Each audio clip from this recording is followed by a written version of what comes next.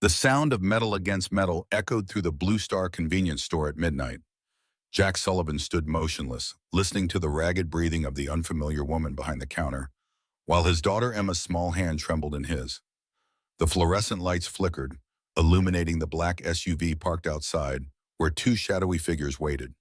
What should have been a simple late-night milk run for tomorrow's breakfast had suddenly transformed into an unwanted confrontation. The evening had started like any other Tuesday in suburban Silver Pine, Colorado. The Rocky Mountains loomed in the distance, their snow-capped peaks barely visible in the moonlight that streamed through the kitchen window of the Sullivan home. Jack Sullivan sat at the kitchen table of his modest two-bedroom ranch house, helping 8-year-old Emma with her math homework. The warm glow of the pendant light created a circle of concentration around her small frame as her pencil moved carefully across the worksheet. Her tongue poked out slightly in concentration, a habit that always reminded Jack of Catherine, his late wife. 7 times 8 is... Emma paused, her forehead crinkling as she counted silently on her fingers. Think about it like 7 times 4. Twice, Jack suggested gently, his calloused fingers pointing to the problem. Years of teaching Emma to approach challenges methodically had become second nature, whether those challenges involved multiplication tables or the more difficult lessons about life and loss they'd face together. At 48, Jack's weathered hands bore the marks of 2 distinct lives.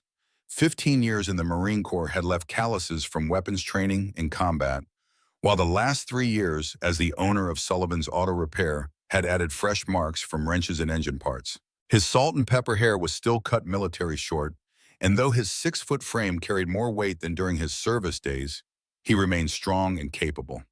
The small but respected auto shop specialized in classic cars and off-road vehicles, earning the trust of local residents and fellow veterans alike. 56, Emma exclaimed triumphantly, writing down the answer with meticulous care. Her blue eyes, so much like her mother's, bright with accomplishment as she finished the last problem on the page. I finished, Dad. Can we have pancakes for breakfast tomorrow? Jack glanced at the nearly empty milk carton on the counter.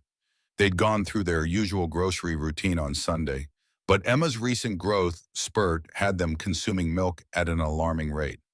Only if we have milk, sweetheart, he said, already knowing what that meant. The refrigerator hummed in the background as Jack opened it, confirming what he already suspected. The milk carton contained barely enough for Emma's bedtime glass, let alone tomorrow's pancakes. He checked his watch, 11:15 p.m. The nearest grocery store closed at 10 o'clock p.m., but Blue Star, a 24/7 convenience store down on Maple Street, would be open. It wasn't the cleanest place in town, and the coffee always tasted like it had been brewing since the Reagan administration, but it served its purpose for late-night emergencies. We need to make a quick milk run, Jack announced, closing the refrigerator door. Bedtime after that, kiddo. School tomorrow. Can I come with you? Emma asked, already sliding off her chair, anticipation brightening her features. Since Catherine's death 3 years ago in a car accident caused by a drunk driver, Emma had developed an attachment anxiety that made her reluctant to let Jack out of her sight, especially at night. The psychologist had explained it was normal, a fear response to the sudden loss of her mother. Jack had learned to balance reassurance with gentle encouragement toward independence. Jack considered the late hour against the anxiety he knew would plague Emma if left alone. The drive to Blue Star would take 5 minutes each way, plus a few minutes inside. He ran through the mental calculation he'd performed countless times since becoming a single parent, weighing immediate comfort against long-term resilience. Tonight, comfort won out. Okay, kiddo, grab your jacket. Quick trip. Emma's face lit up as she slid from her chair, hurrying to retrieve her purple jacket from the hook by the door. Jack gathered his keys and wallet, patting his back pocket out of habit to ensure his tactical folding knife was still there, a remnant of military habits he'd never managed to break, even in the peaceful streets of Silver Pine. The autumn air carried a crisp chill as they stepped outside. Jack's trusted Ford F-150 sat in the driveway, a vehicle chosen as much for its reliability as for the way its spacious cabin made him feel secure with Emma beside him. The truck had been Catherine's suggestion years ago, practical yet comforting, like so many of her ideas had been. He helped Emma into her booster seat, double-checking the straps before closing the door and circling around to the driver's side. The drive to Blue Star was quiet, the streets of Silver Pine nearly empty. Jack's truck hummed steadily as they passed darkened storefronts and residential streets. Emma clutched her favorite teddy bear, a well-worn companion that had seen her through the worst days after her mother's death. Its fur was matted in places, one eye slightly loose despite Jack's careful stitching. But to Emma, it remained perfect. "Dad, did Mom like pancakes?" Emma asked suddenly, her voice small in the truck's cabin. Jack's hands tightened imperceptibly on the steering wheel. These questions came less frequently now, but they never failed to create that familiar ache in his chest. Not quite the sharp pain of fresh grief, but a dull, persistent reminder of absence. She loved them. She used to add blueberries to the butter and make smiley faces with whipped cream for Yvonne. "I remember the faces," Emma said thoughtfully, "but I don't remember if she liked to eat them." "She did," Jack replied, swallowing hard. "She would steal bites from your plate and pretend it wasn't her. You'd laugh so hard, milk would come out your nose." Emma smiled at that, satisfied with maintaining this small connection to a mother she was gradually forgetting. Jack fought the wave of grief that still ambushed him at unexpected moments like these. Before Catherine's death, he'd been a different man, less cautious, more open to the world. Now, his entire existence revolved around keeping Emma safe and preserving what remained of their fractured family. The Blue Star parking lot was nearly empty when they pulled in. The store's neon sign buzzed and flickered, casting an eerie blue glow across the asphalt. Only a black Cadillac Escalade with tinted windows idled near the entrance, its engine running despite no one being visible inside. Jack's military instincts, honed through 2 tours in Afghanistan, registered the anomaly immediately. Why would someone leave a luxury SUV running unattended at this hour? "Stay close to me, Em," he said, helping her down from the truck. The cold night air carried the scent of exhaust fumes and the faint sweetness of antifreeze, unusual for a vehicle that appeared new and well-maintained. Another mental flag raised in Jack's mind as they approached the store entrance. The familiar bell chimed their arrival, and harsh fluorescent lighting made everything look stark and clinical after the darkness outside. The cold linoleum floor squeaked under their boots as they entered. Behind the counter stood a young woman Jack had never seen before. According to her name tag, she was Olivia. She appeared to be in her mid-20s with shoulder-length brown hair pulled back in a neat ponytail, her complexion pale under the unflattering lights. Something about her demeanor immediately triggered Jack's internal alarm system. Her movements were jerky and uncertain as she organized items behind the counter. She kept glancing toward the windows with an expression Jack recognized from his military days, the look of someone expecting trouble. Her hands trembled visibly as she arranged packets of cigarettes, nearly dropping several in the process. Her breathing pattern showed classic signs of fear, rapid, shallow breaths, with occasional attempts to control it through deeper inhalations. Jack's eyes scanned the store methodically, a habit from countless building clearances in hostile territory. The store was small, consisting of 6 short aisles stocked with overpriced groceries, automotive supplies, and household essentials. A coffee station occupied the far corner, the pot half full of what was likely hours-old brew. 2 security mirrors mounted in opposite corners revealed no other customers. The back wall held refrigerated units with drinks and dairy products, their destination. The rear exit was marked with a glowing sign, its push bar wrapped with a chain and padlock, a fire code violation that now represented a tactical problem. "I want to look at the candy, Dad," Emma said, tugging at his jacket and pointing toward the colorful display in aisle 3. Jack hesitated, his instincts screaming that something wasn't right. But the store was small, with clear sightlines down every aisle. "Okay, but stay where I can see you," he conceded, watching as she moved eagerly toward the candy section, still clutching her teddy bear. As Emma wandered off, Jack approached the counter, ostensibly to ask about the location of milk. He maintained a casual posture, but his eyes carefully scanned the store again, noting exits, potential weapons, and anything out of place. The metal napkin dispenser could serve as a blunt object. The shelf of motor oil provided a potential slipping hazard. The heavy flashlights on sale near the register could be used for striking.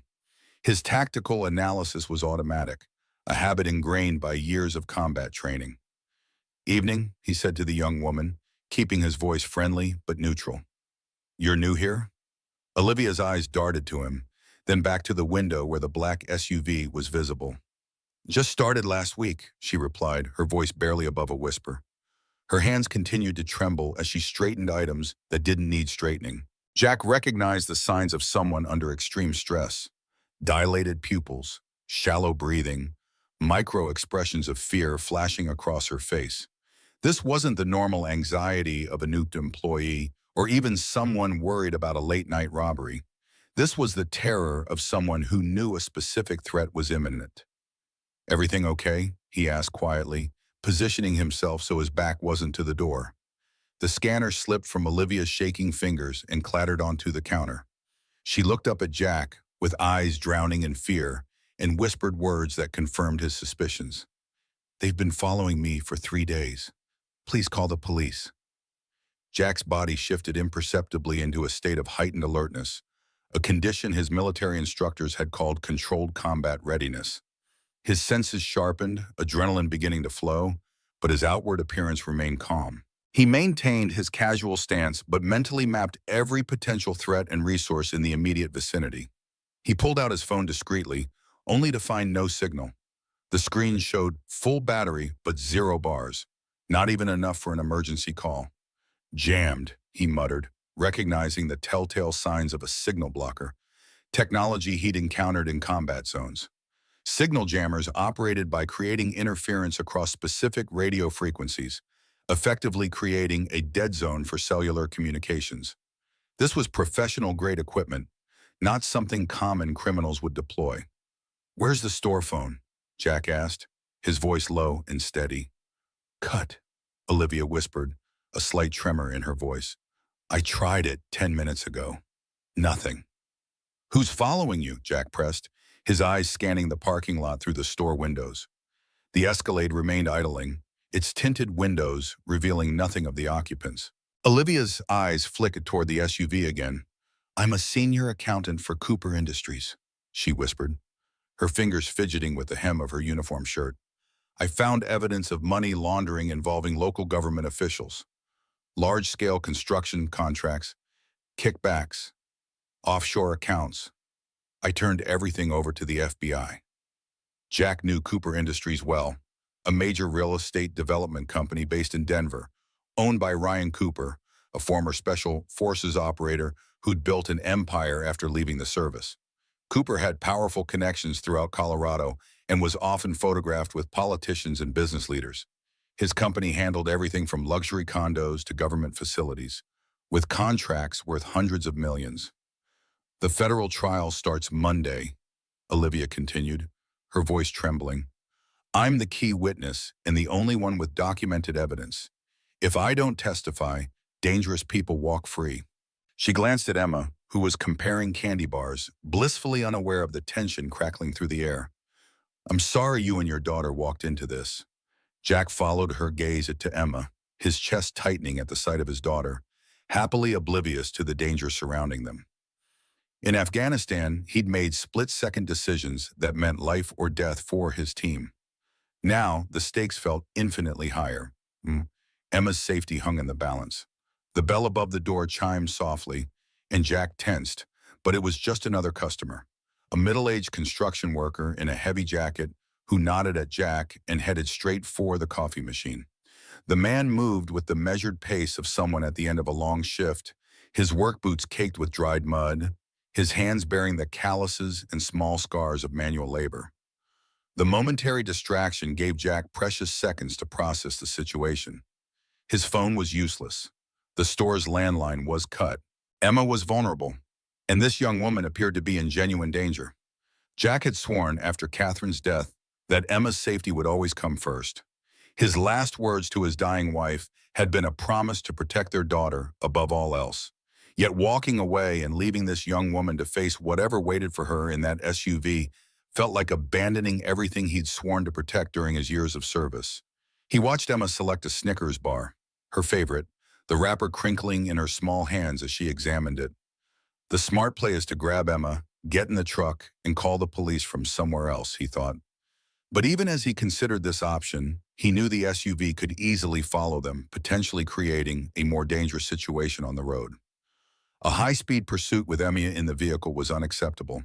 He needed to make a decision that would keep both Emma and this woman safe. The construction worker paid for his coffee, adding an alarming amount of sugar with the focused intensity of someone who'd been working double shifts. As he approached the counter, he gave Jack a subtle nod, the kind of acknowledgement that passed between men who recognized something in each other. The man's calloused hands and the faded USMC tattoo on his forearm told Jack everything he needed to know. "Evening," the man said, his voice gruff but friendly. "You good here?" It was a loaded question, asked in the specific way veterans often checked on each other. Jack gave an imperceptible shake of his head as Olivia rang up the purchase. The construction worker, Mike Thompson according to the name stitched on his jacket, met Jack's eyes again as he collected his change. At 53, his face showed the weathering of a life spent working outdoors, but his eyes were sharp and assessing. "Weather's turning, you folks drive safe." With that, he left, the bell chiming his departure. Jack immediately began assessing their options, mentally cataloging everything in the store that could serve as a weapon or defensive tool. His tactical mind worked through various scenarios, calculating angles of approach, defensive positions, and potential escape routes. He focused on the items that could be repurposed as tools: motor oil and cleaning chemicals for creating slippery surfaces, the coffee pot as a throwing weapon, the heavy flashlight as a striking tool.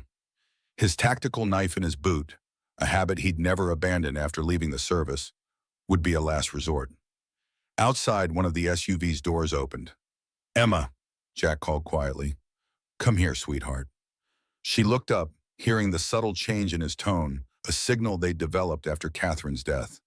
It wasn't panic in his voice, but calm authority that told her this was important. "Is something wrong, Dad?" she asked, clutching her candy bar as she hurried to his side. Jack knelt to her level, keeping his back to the wall and his eyes on the entrance.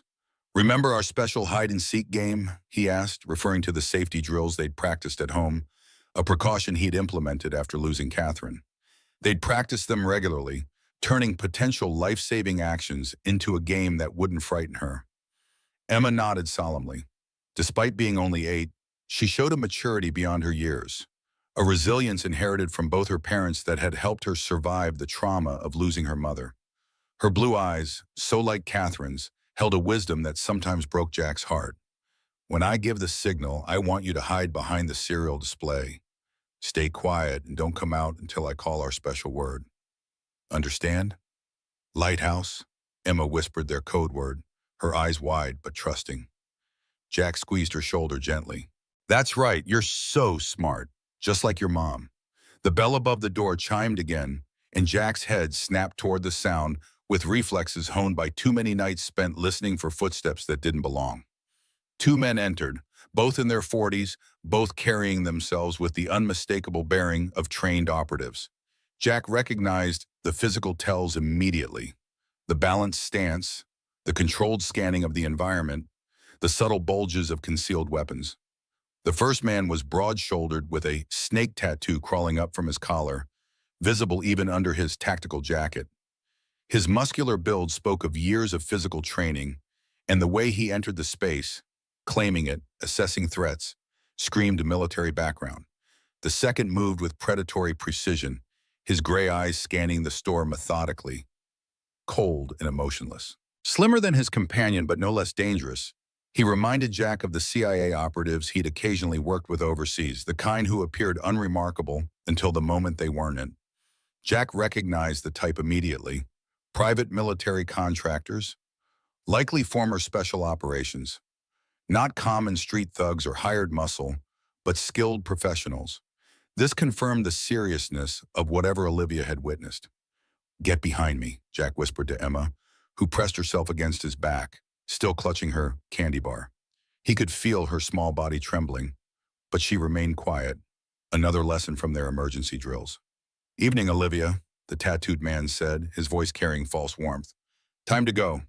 Jack positioned himself strategically between the men and the counter, careful not to make any sudden movements that might escalate the situation. He gave Emma the hand signal they had practiced. 3 fingers tapped against his leg, and she immediately slipped away toward the cereal display, silent as a shadow. Jack had taught her well. Emergency drills had been a regular part of their lives since Catherine's death. "Gentlemen," Jack said, his voice steady, "store's about to close. You might want to make your purchases and head out."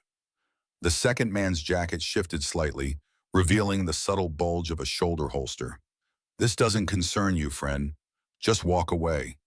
Jack's muscles coiled in preparation, his weight shifting subtly to the balls of his feet, center of gravity lowering. A combat stance as automatic as breathing. "Can't do that." The tattooed man narrowed his eyes, studying Jack more carefully. Recognition dawned slowly, spreading across his features like an oil stain. "Sullivan? Jack Sullivan?" Jack maintained his neutral expression, but inside his mind raced. The voice was familiar now that he heard it again. Maxwell Pierce, a former teammate from Delta Force. They'd served together during Operation Copper Shield in Afghanistan 10 years ago. The mission had been a high-risk hostage rescue that had gone sideways, resulting in the loss of 3 team members. "Max," Jack acknowledged cautiously, "didn't expect to see you here." "World's full of surprises," Maxwell replied, tension evident in his stance. "You're looking at one right now. Step aside, Jack. This isn't your fight." The second man, Garrett Davis, based on Maxwell's subtle nod toward him, seemed annoyed by this unexpected connection. His cold gray eyes showed no emotion, only calculation. At 35, he moved with the efficiency of someone thoroughly trained in close protection and elimination tactics, likely ex-CIA based on his bearing and methodology. "We don't have time for reunions, Pierce. We have a job," Garrett said, his voice clipped and professional. Jack kept his position, mind working through scenarios. Maxwell had been a solid operator once, one of the best in their unit, but rumors had circulated after Afghanistan that he'd gone private, working for PMCs with questionable ethics. The fact that he was here, threatening a federal witness, confirmed how far he'd fallen. "Whatever Cooper's paying you, it's not worth it," Jack said quietly. "This woman is under federal protection." Garrett's eyes narrowed. "She won't be if she doesn't make it to Monday. Last chance to walk away, Sullivan. We've got nothing against you or your kid." The mention of Emma sent a cold wave through Jack's system. These men knew he had his daughter with him, which meant they'd been watching the store when they arrived. The threat against Emma, however veiled, ignited something primal in Jack's chest. A protective rage he kept carefully controlled beneath his calm exterior. "I can't let you take her," Jack said, his voice dropping to a dangerous register that anyone who had served with him would recognize as a final warning. Maxwell's expression showed conflict, the first crack in his professional demeanor. "Jack, we've got 3 minutes before our backup starts wondering what's taking so long. Take your daughter and go. Forget what you saw here." Behind him, Jack could sense Olivia's fear, almost palpable in the air. She was clutching the counter so hard her knuckles had turned white. "You know I can't do that, Max," Jack replied. Garrett lost patience. "Enough talking." His hand moved toward his concealed weapon. That's when they all heard it, the tiny snap of a candy wrapper from behind the cereal display. Emma, trying to open her Snickers bar with trembling fingers, had made just enough noise to betray her position. Garrett's predatory instincts immediately shifted focus. He moved with frightening speed toward the cereal display, reaching it before Jack could intercept him. The man's training was evident in his fluid movement.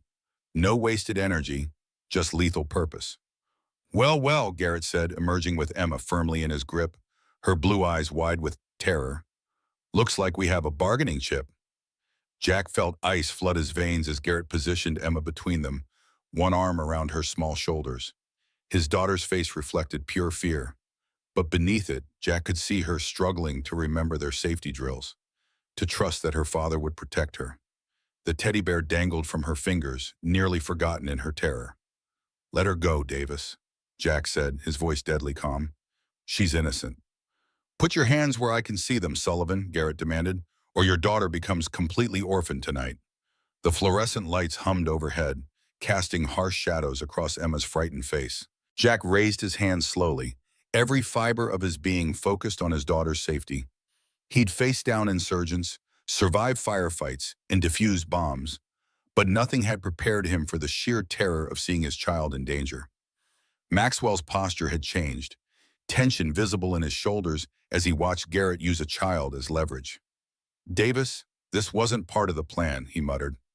"Plans change," Garrett replied coldly. "Get the accountant. I'll handle Sullivan and the kid." As Maxwell moved toward Olivia, Jack's mind raced through combat scenarios, weighing risks against outcomes with the precision that had kept him alive through 2 tours. Every option ended with Emma in danger unless he timed his move perfectly. He needed to create an opening, a moment of distraction that would allow him to neutralize the threat without endangering his daughter. "I remember you now, Sullivan," Maxwell said, his voice oddly reflective as he approached the counter. "Operation Copper Shield, Kandahar. You saved those hostages when everyone said it was a suicide mission." Jack kept his eyes on Emma, trying to project calm reassurance. "That was a lifetime ago, Max. 3 of our team died that day," Maxwell continued, almost as if thinking aloud.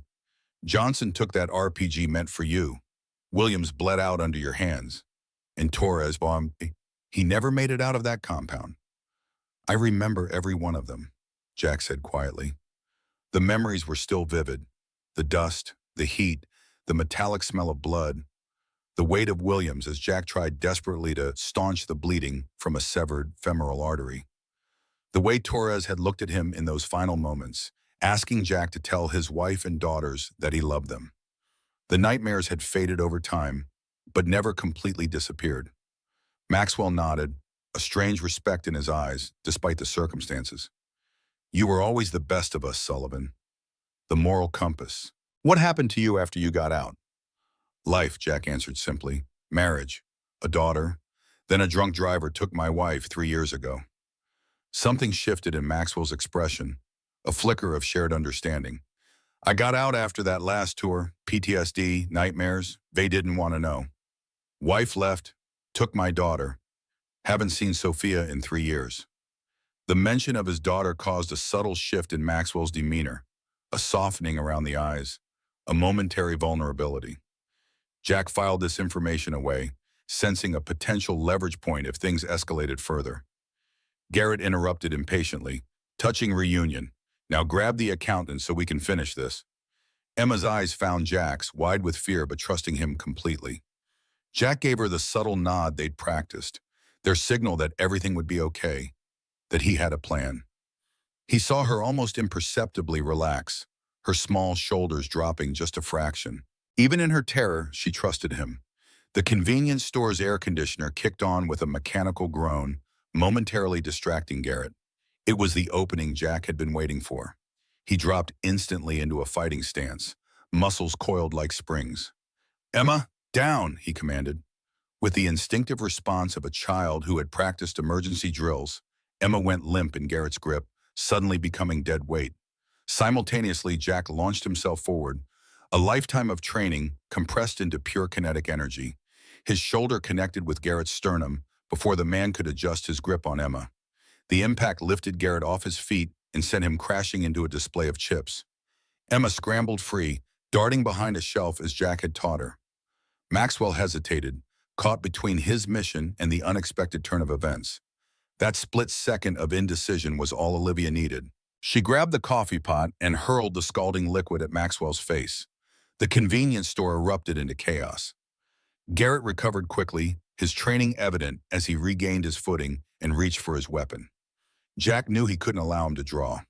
He closed the distance, employing the close-quarters combat techniques that had become second nature during his military career.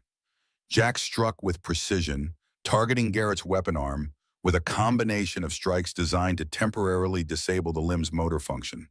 He leveraged his weight into each blow, aiming for nerve clusters and pressure points that would cause maximum effect with minimal force. Garrett countered with a knife that appeared in his left hand, slashing upward and catching Jack across his right shoulder. Pain blazed through Jack's arm, but adrenaline pushed it to the background. Blood warmed his skin beneath his jacket, but the wound wasn't deep enough to impede his movement. Not yet, anyway. He absorbed the momentum of Garrett's attack, redirecting it to throw the man off balance. Years of martial arts training merged with the combat experience as Jack maintained control of the engagement's tempo. Maxwell finally made his decision, moving to restrain Olivia. But his movements lacked conviction, his eyes constantly darting to where Emma had hidden. The conflict on his face was evident. This wasn't the mission he'd signed up for. Jack found himself fighting with one eye on Emma's position, making sure neither assailant moved toward her.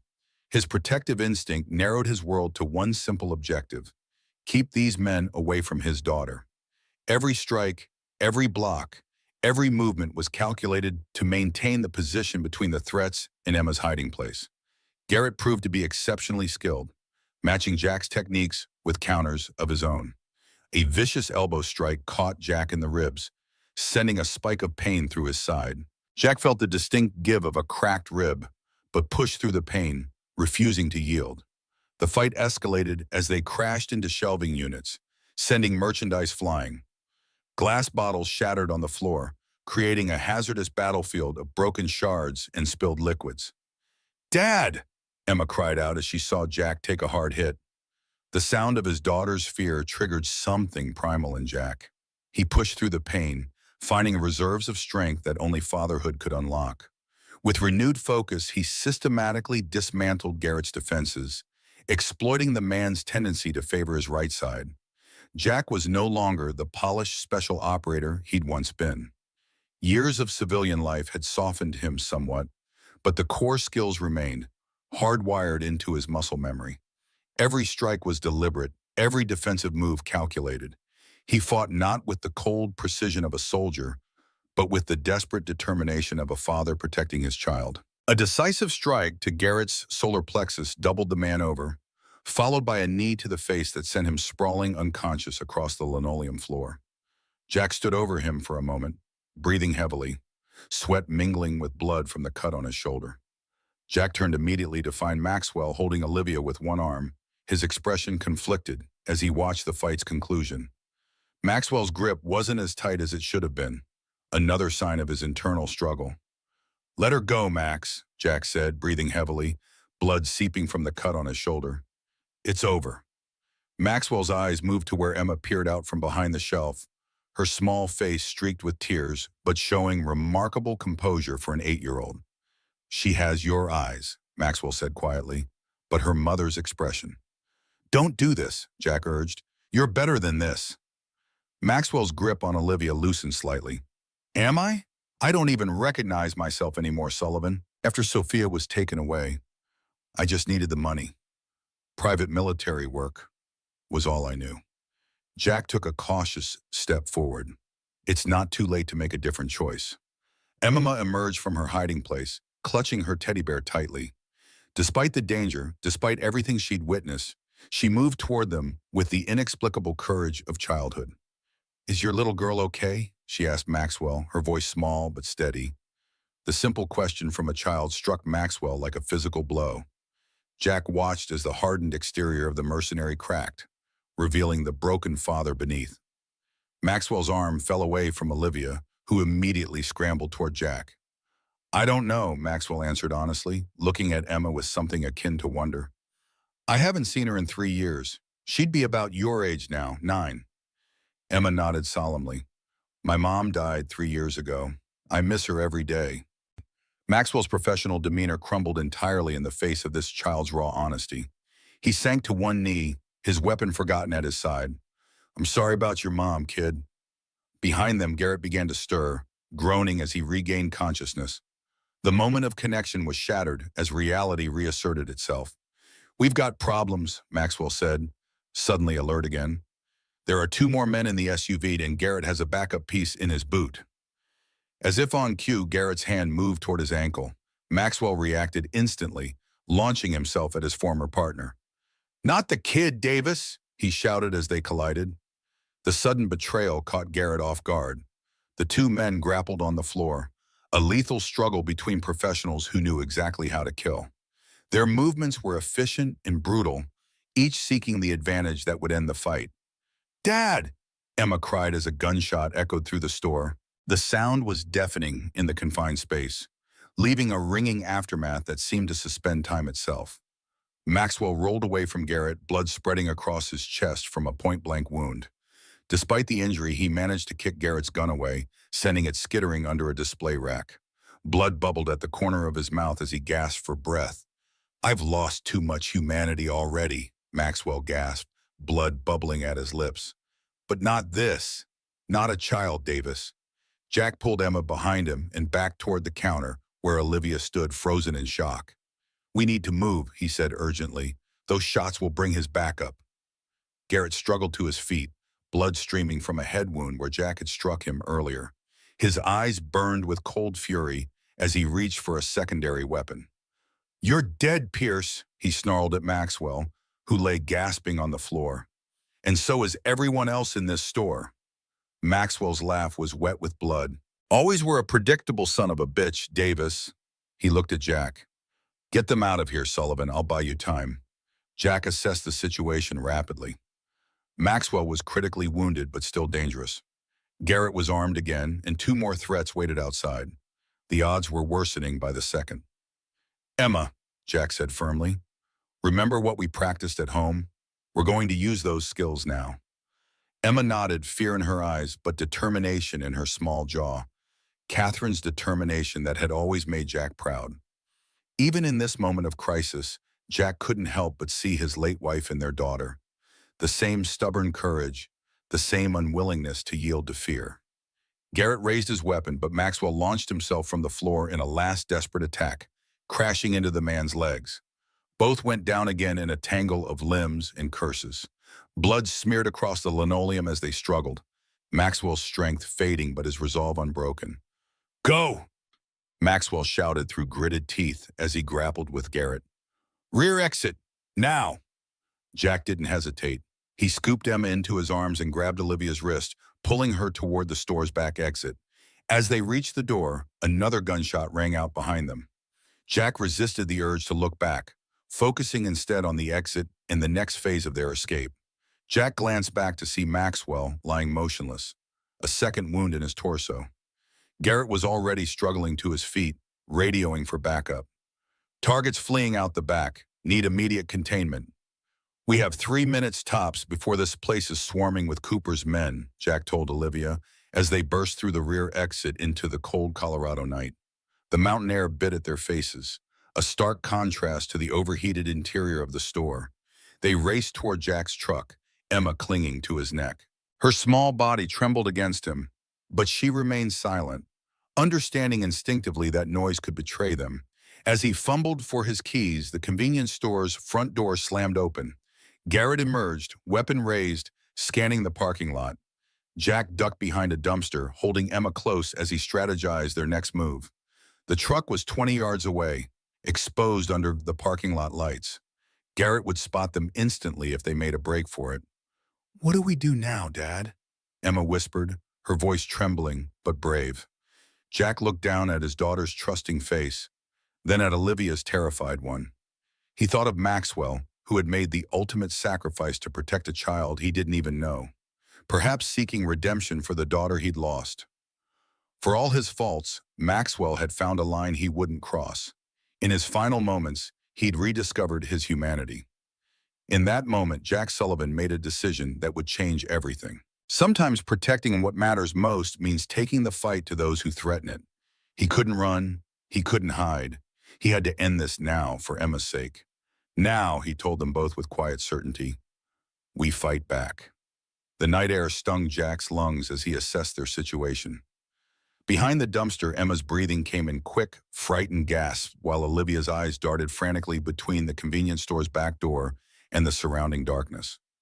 The parking lot's security lights cast long shadows across the asphalt, providing minimal cover but making movement easily detectable. In the distance, the familiar silhouette of Jack's F-150 sat tantalizingly close yet impossibly far, given their exposed position. They'll expect us to run for the truck, Jack whispered, his tactical mind rapidly sorting through options. That's exactly why we won't. He peered around the edge of the dumpster.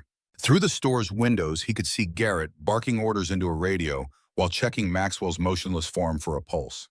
The man's movements were methodical even in crisis, the mark of a professional. Jack's mind flashed to Maxwell's final moments, the unexpected sacrifice from a man who'd chosen the wrong path but found redemption at the end. There would be time to process that later.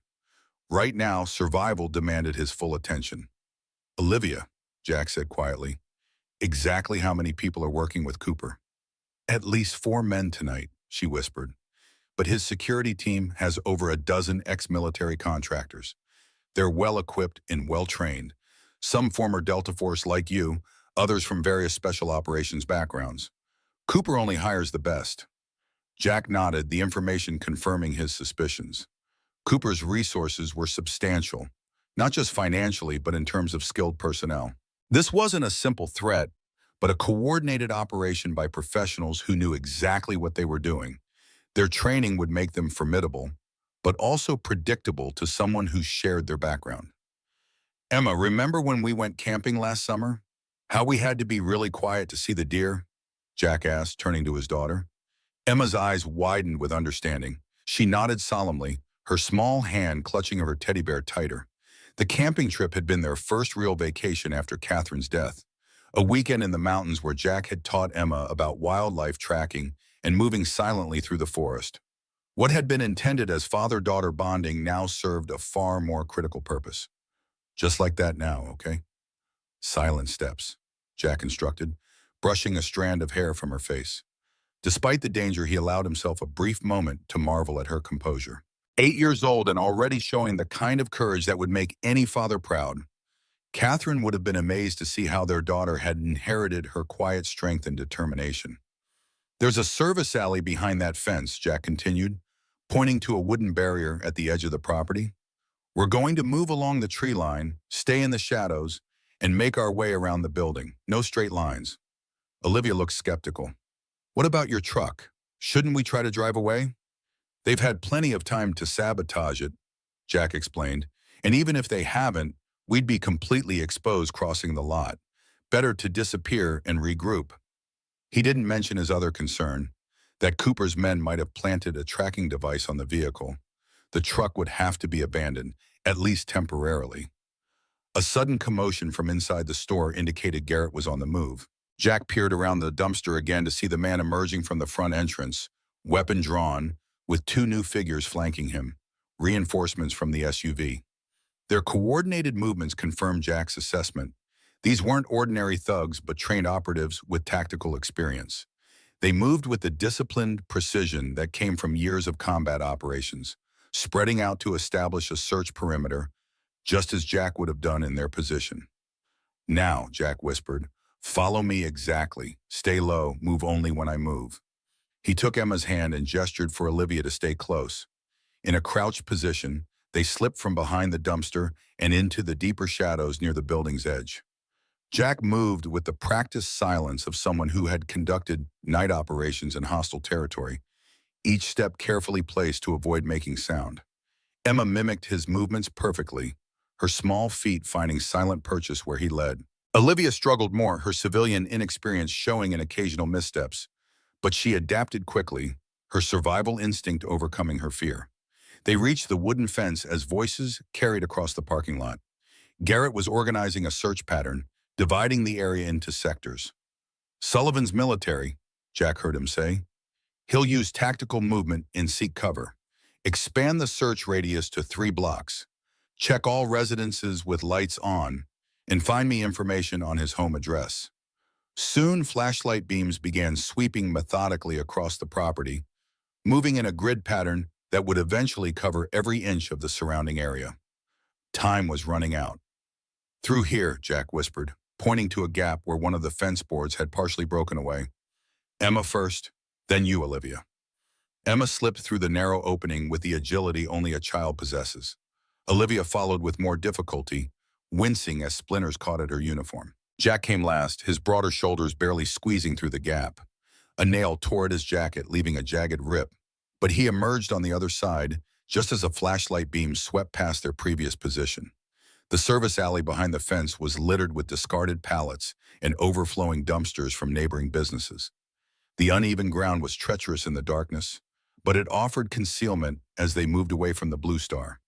The cold night air carried the scent of garbage and wet cardboard, masking their own scent. A tactical advantage Jack noted automatically. Where are we going? Olivia whispered, stumbling over an unseen obstacle. First priority is distance, Jack replied, steadying her with one hand while keeping Emma close with the other. We need to contact the authorities, But we can't use any obvious methods. They'll be monitoring police frequencies and cell towers. Emma tugged at his jacket. Dad, what about Mr. Mike? The man with the coffee. He knew something was wrong. Jack paused, considering. The construction worker with the marine tattoo. Good thinking, Em. He remembered the subtle acknowledgement between them, the unspoken understanding that had passed between two veterans recognizing a situation going sideways. He might have called for help already. Is he a friend of yours? Olivia asked. Never met him before tonight, Jack admitted. But there's a code among veterans. He recognized trouble when he saw it. Jack had seen it countless times during his service. The way former military personnel could communicate volumes with just a glance, especially in potentially dangerous situations.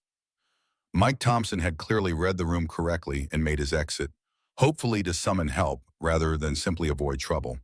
They continued down the alley until it intersected with a residential street. The suburban neighborhood was quiet at this hour, most windows dark except for the occasional porch light or second-story bedroom. Jack guided them toward a small playground nestled between houses, its equipment casting strange, elongated shadows under the streetlights. A swing set creaked softly in the night breeze, the sound eerily reminiscent of the Blue Star's door chime, a comparison that sent an involuntary shiver down Jack's spine. We'll rest here for a minute, Jack decided, guiding them beneath a covered slide structure where they would be hidden from the street. I need to check something. He knelt beside Emma, examining her for any injuries. Finding none, he turned his attention to Olivia, who was trembling from both fear and the night's chill. Her Blue Star uniform offered little protection against the cold Colorado night, and shock was beginning to set in. Her face was pale in the dim light, her eyes wide but focused, still processing the violence she'd witnessed, but holding herself together through sheer determination. Are you hurt? He asked quietly. She shook her head. Just scared. Those men, they'll keep coming, won't they? Yes, Jack answered honestly, seeing no point in false reassurances. Cooper has too much to lose if you testify, but we have an advantage now. What's that? Olivia asked skeptically. They've lost the element of surprise. Jack began checking his own injuries. The knife wound on his shoulder had mostly stopped bleeding, but his ribs protested with sharp pain when he moved. Definitely cracked, possibly broken. He'd fought through worse in Kandahar after an IED had flipped their Humvee. At least this time he didn't have to carry a wounded teammate through a hostile village while under sniper fire. The memory of that night, the weight of Corporal Martinez on his shoulders, the metallic taste of fear, the desperate rush to the extraction point flashed through his mind before he pushed it away, focusing on the present danger. Emma watched him with worried eyes. You're hurt, Dad. Just a scratch, kiddo, he assured her with a smile that didn't quite reach his eyes. Nothing that won't heal. You need a doctor, Olivia insisted, noticing the bloodstain on his jacket. What I need is a secure phone and a safe place for Emma, Jack countered. He glanced at his watch. 12:40 a.m. The night stretched before them, full of danger and uncertainty. Cooper's men will establish a search perimeter, he explained, falling back on his military training. They'll focus on transportation hubs, hotels, police stations, anywhere we might logically go for help. He mentally mapped the likely search grid, calculating how quickly they could cover ground and which areas they would prioritize. They'll check my house first, then branch out to friends, colleagues, anywhere associated with me. So where do we go? Olivia asked. Jack considered their options. His home would be the first place they'd look. Police stations would be monitored. Hospitals required identification and asked too many questions. They needed somewhere unexpected, somewhere that wouldn't appear on any logical checklist of places associated with Jack Sullivan. Dad, can we go to Ms. Eleanor's? Emma suggested quietly. Jack looked at his daughter in surprise. Eleanor Winters? Emma nodded. She always says I can come over anytime. Even at night, she told me that after Mom died. Jack considered the suggestion. Eleanor Winters was their 80-year-old neighbor, a retired high school principal who had taken a special interest in Emma after Catherine's death. She lived alone in a modest house 3 blocks from the playground, with a son who visited weekly but otherwise maintained her independence with fierce determination. The kind of woman who still used a rotary phone and kept her late husband's shotgun in the hall closet just in case. Her home was a frequent sanctuary for Emma, who often spent afternoons there after school when Jack worked late at the shop. What made Eleanor perfect wasn't just her fondness for Emma, but her complete disconnection from Jack's military past or Olivia's situation. She was exactly the kind of ally they needed, someone with no obvious connection that Cooper's men would identify, but with enough life experience and practical wisdom to understand the gravity of the situation. "Good thinking, Em," Jack said, his chest swelling with pride at his daughter's resourcefulness. "Ms. Eleanor it is." They left the playground, sticking to the shadows between streetlights. Jack kept them moving in an indirect route, doubling back occasionally to ensure they weren't being followed. His instincts told him they'd successfully broken contact for now, but Cooper's men would widen their search pattern soon. They had perhaps a 30-minute window before the neighborhood would be at risk. Emma's small hand remained firmly in his, her steps increasingly heavy as exhaustion began to take its toll. The adrenaline that had kept her going was fading, replaced by the bone-deep weariness that followed extreme stress. Olivia stayed close, her initial panic having settled into a grim determination. Jack admired her resilience. Many civilians would have collapsed under the pressures by now, but she maintained her composure, adapting to their cautious pace despite her obvious fatigue. "How did you get involved with Cooper Industries?" Jack asked quietly as they moved through a particularly dark stretch between houses. Olivia hesitated before answering, her voice barely above a whisper. "I was headhunted from my previous accounting firm. The salary was twice what I was making, and the benefits package was incredible. It seemed like my big break." A bitter smile crossed her face. "For the first year, everything was perfect. I was handling major accounts, earning bonuses, living the dream. Then I noticed discrepancies in the government contract ledgers." "And you investigated?" Jack prompted. "I thought it was just an accounting error at first," Olivia continued, "but the numbers kept adding up wrong, and the documentation had inconsistencies. When I brought it to my supervisor's attention, he told me to ignore it, said it was being handled at a higher level." "But you didn't let it go," Jack surmised. Olivia shook her head. "I couldn't. The more I looked, the worse it got. Money being funneled through shell companies, kickbacks to government officials, forged documentation. It was systematic corruption on a massive scale." "So you went to the FBI," Jack concluded. "Not immediately," Olivia admitted. "I was scared. Cooper has a reputation for being ruthless in business. But when I found evidence that the deputy mayor was involved, I knew I had to do something. This wasn't just corporate fraud anymore. It was corrupting our entire city government." Jack nodded, respecting her courage. Whistleblowers often face severe repercussions, both professional and personal. Olivia had known the risks, but chosen to act anyway, a decision that reflected a strong moral compass. Eleanor's house appeared ahead, a small craftsman with a well-tended garden and a porch light that remained on all night, a habit from her childhood in rural Montana, she'd once explained to Jack. The property was surrounded by mature trees that provided additional privacy from the street. A single light glowed from what Jack knew to be the kitchen window, suggesting Eleanor was still awake despite the late hour. "Wait here," Jack instructed, positioning Olivia and Emma behind a large oak tree in the adjoining yard. "I'll make sure it's safe." He approached the house cautiously, staying low and checking for any signs of surveillance. Finding none, he made his way to the back door rather than the front, knowing Eleanor's bedroom was at the rear of the house. He tapped gently on the window, not wanting to frighten the elderly woman, but needing to wake her. After a moment, a light flickered on inside. The curtain moved slightly as Eleanor peered out. Upon recognizing Jack, she immediately opened the door, her expression concerned but not afraid.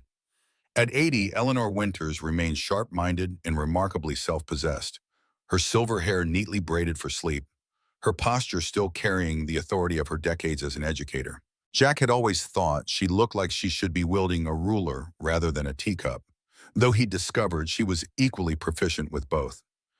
"Jack Sullivan," she said, taking in his disheveled appearance and the bloodstain on his jacket. "This isn't a social call at 1 in the morning." "No, ma'am," Jack replied with the respect he'd always shown her. "Emma and I need help, and we've brought someone who needs protection." Eleanor's gaze hardened. "Are you in trouble with the law?" "No, ma'am, just the opposite. We're trying to protect a witness." Eleanor considered this for exactly 3 seconds before nodding decisively. "Bring them in through the back. I'll put on some tea." Jack retrieved Emma and Olivia from their hiding place, guiding them quickly into Eleanor's warm kitchen. The space was exactly as Jack remembered from previous visits, immaculately clean, furnished with antiques that had been well maintained for decades. Walls decorated with photographs of Eleanor's late husband, her son, and various grandchildren. The subtle scent of cinnamon and cloves hung in the air, comfortingly familiar.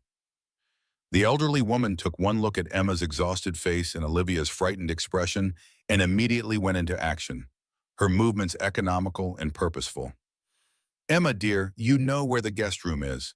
Take this young lady with you and find her something warm to change into from my granddaughter's closet," Eleanor directed. "Jack, sit down before you fall down. That shoulder needs tending." As Olivia and Emma disappeared down the hallway, Eleanor turned to Jack with a penetrating gaze that had intimidated generations of students. "Now tell me everything." Jack gave her the condensed version: Olivia's witness status, Cooper's hired guns, the confrontation at the Blue Star, and Maxwell's unexpected sacrifice. Eleanor listened without interruption, only the tightening of her lips indicating her reaction. Her hands remained steady as she prepared a pot of Earl Grey, the familiar ritual at odds with the extraordinary circumstances. "I need to make some calls," Jack concluded, "but using my phone would lead them straight to us." "Use my landline," Eleanor said, gesturing to an old rotary phone on the wall. "No one's traced a rotary call since the Cold War." Jack smiled despite the circumstances. Eleanor's practicality was exactly what they needed. "I need to reach the FBI field office in Denver. Olivia's their witness." "Make your call," Eleanor said, rising from the table. "I'll check on the girls and get my first aid kit. That shoulder won't clean itself." Jack dialed the FBI field office, knowing the call would be routed to the on-duty agent.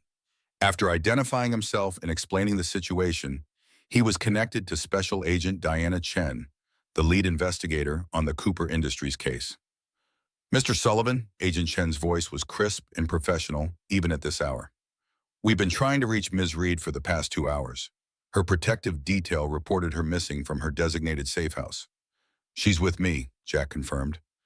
"There was an incident at the Blue Star convenience store on Maple. 2 of Cooper's men attempted to abduct her. There's at least one casualty, a man named Maxwell Pierce, former military." "And you intervened?" Agent Chen's tone was skeptical. "My daughter and I were in the wrong place at the wrong time," Jack explained. "I couldn't walk away." There was a pause as Agent Chen processed this information. "Our agents are en route to the convenience store now. We'll need your location to bring Miss Reed in." Jack hesitated. Years of combat experience had taught him to trust his instincts, and something didn't feel right. How did Cooper's men know where to find her in the first place? She was supposed to be under federal protection. The silence on the other end stretched a beat too long. "We're investigating that breach," Agent Chen finally replied. "But right now, our priority is securing our witness." "Someone in your office is compromised," Jack stated flatly. "We'll come in, but on my terms. I'll call back in 2 hours with a meeting location of my choosing." "Mr. Sullivan, I strongly advise—" 2 hours, Jack repeated, then hung up. He turned to find Eleanor standing in the doorway, first aid kit in hand, her expression unreadable. "Trust issues?" she asked with a raised eyebrow. "Healthy skepticism," Jack corrected.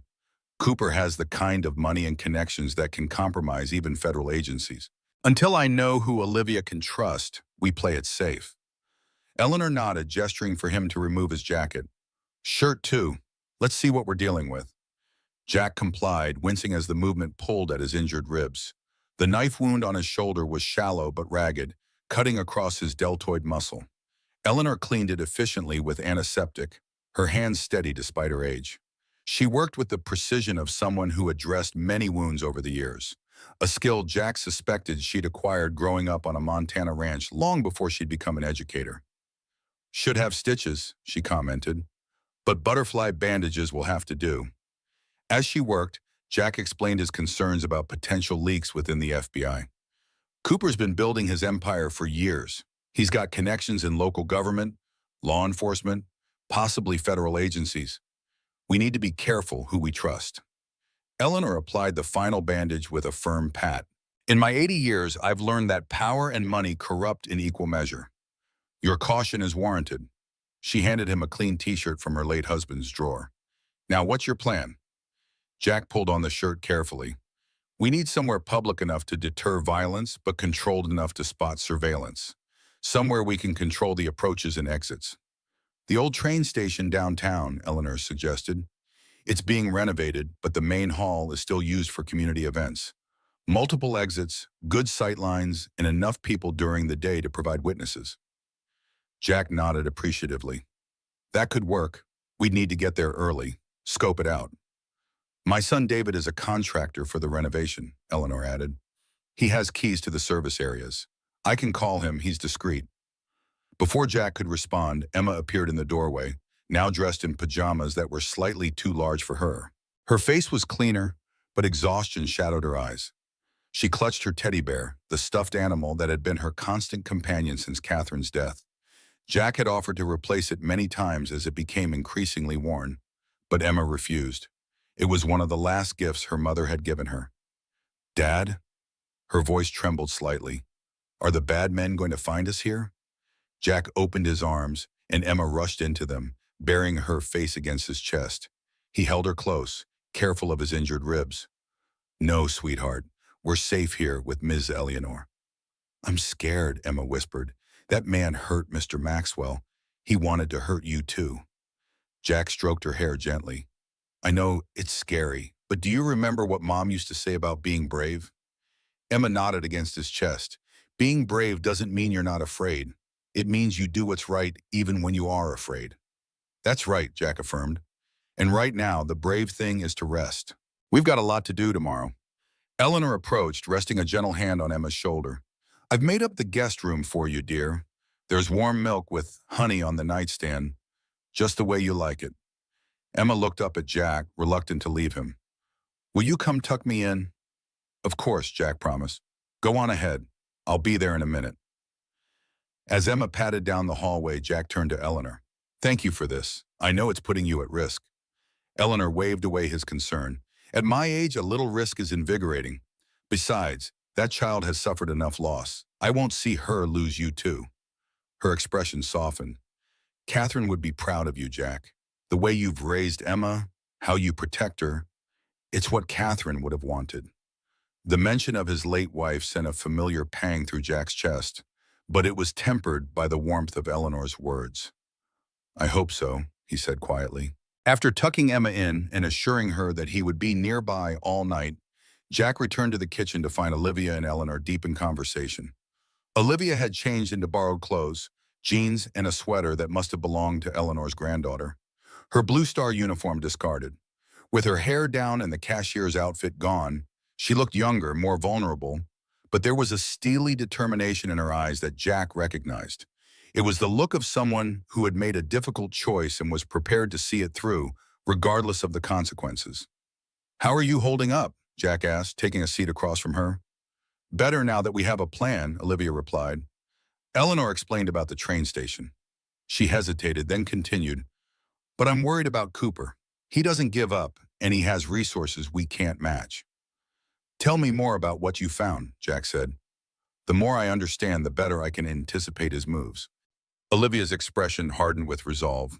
It started with discrepancies in the accounting for a government contract, a new courthouse in Denver.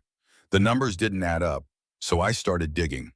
What I found was a sophisticated money laundering operation using construction projects as fronts. Cooper was inflating costs, taking kickbacks, and funneling money through shell companies. And local officials were involved? Jack prompted. 3 council members, a judge, and the deputy mayor, Olivia confirmed, all on Cooper's payroll. When I realized the scope, I went straight to the FBI. They've been building their case for months, gathering evidence to ensure the charges stick. The trial starts Monday, Jack remembered. No wonder Cooper's desperate. If his operation is exposed, he loses everything. Not just his business, Olivia added. We're talking about potential RICO charges, decades in prison. He's fighting for his freedom. Jack nodded, the picture becoming clear. A desperate man with resources was the most dangerous kind of adversary. It explained the level of force Cooper was willing to deploy, the risks he was taking. This wasn't just about silencing a witness. It was about survival. Did you work directly with Agent Chen? Jack asked. Yes, she's been my primary contact, Olivia confirmed. She seemed trustworthy, professional. Maybe she is, Jack conceded. But someone gave up your location, and until we know who, we treat everyone with caution. Eleanor, who had been listening quietly, spoke up. You both need rest. The guest room is prepared for Olivia. Jack, you can take the sofa in my study. It's comfortable enough and positioned to see both the front and back entrances. Jack nodded gratefully. I'll take first watch. We should rotate through the night, just to be safe. Nonsense, Eleanor countered. I'll take the first watch. I sleep less than 4 hours a night at my age anyway. I've got my late husband's shotgun in the closet, and I still remember how to use it. Jack raised an eyebrow, and Eleanor smiled thinly. Montana farm girl, remember? I was shooting prairie dogs before you were born, young man. Despite everything, Jack found himself smiling. Yes, ma'am. As Olivia excused herself to get some rest, Jack conducted a final security check of the property, ensuring all entrances were secured and identifying potential egress routes in case of emergency. The house was well built, with solid doors and windows that locked securely. Eleanor had maintained it meticulously over the decades, another trait Jack respected about her. She understood that care and attention to detail mattered, whether in education or home maintenance. Satisfied, he returned to Eleanor's study, where she had prepared the sofa with sheets and a pillow. The room was lined with bookshelves filled with volumes on history, education, and classic literature. A photograph on the desk caught his eye, a much younger Eleanor standing beside a tall, broad-shouldered man in a Korean War uniform. Her late husband, Jack presumed. They were smiling, their postures suggesting a deep connection despite the formal nature of the photograph. Get some sleep, Jack, Eleanor urged from the doorway. You've done all you can for tonight.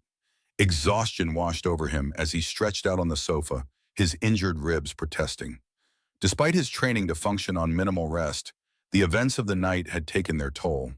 The adrenaline crash was hitting him hard, making his limbs feel leaden. His last thought before drifting into a light, vigilant sleep was of Emma, and the promise he'd made to Catherine to keep their daughter safe, no matter what. The nightmare came as it always did, fragments of memory distorted by grief and guilt. Catherine's voice on the phone, telling him she was on her way home. The police at the door 3 hours later. The drunk driver who'd crossed the center line had survived. Catherine had not.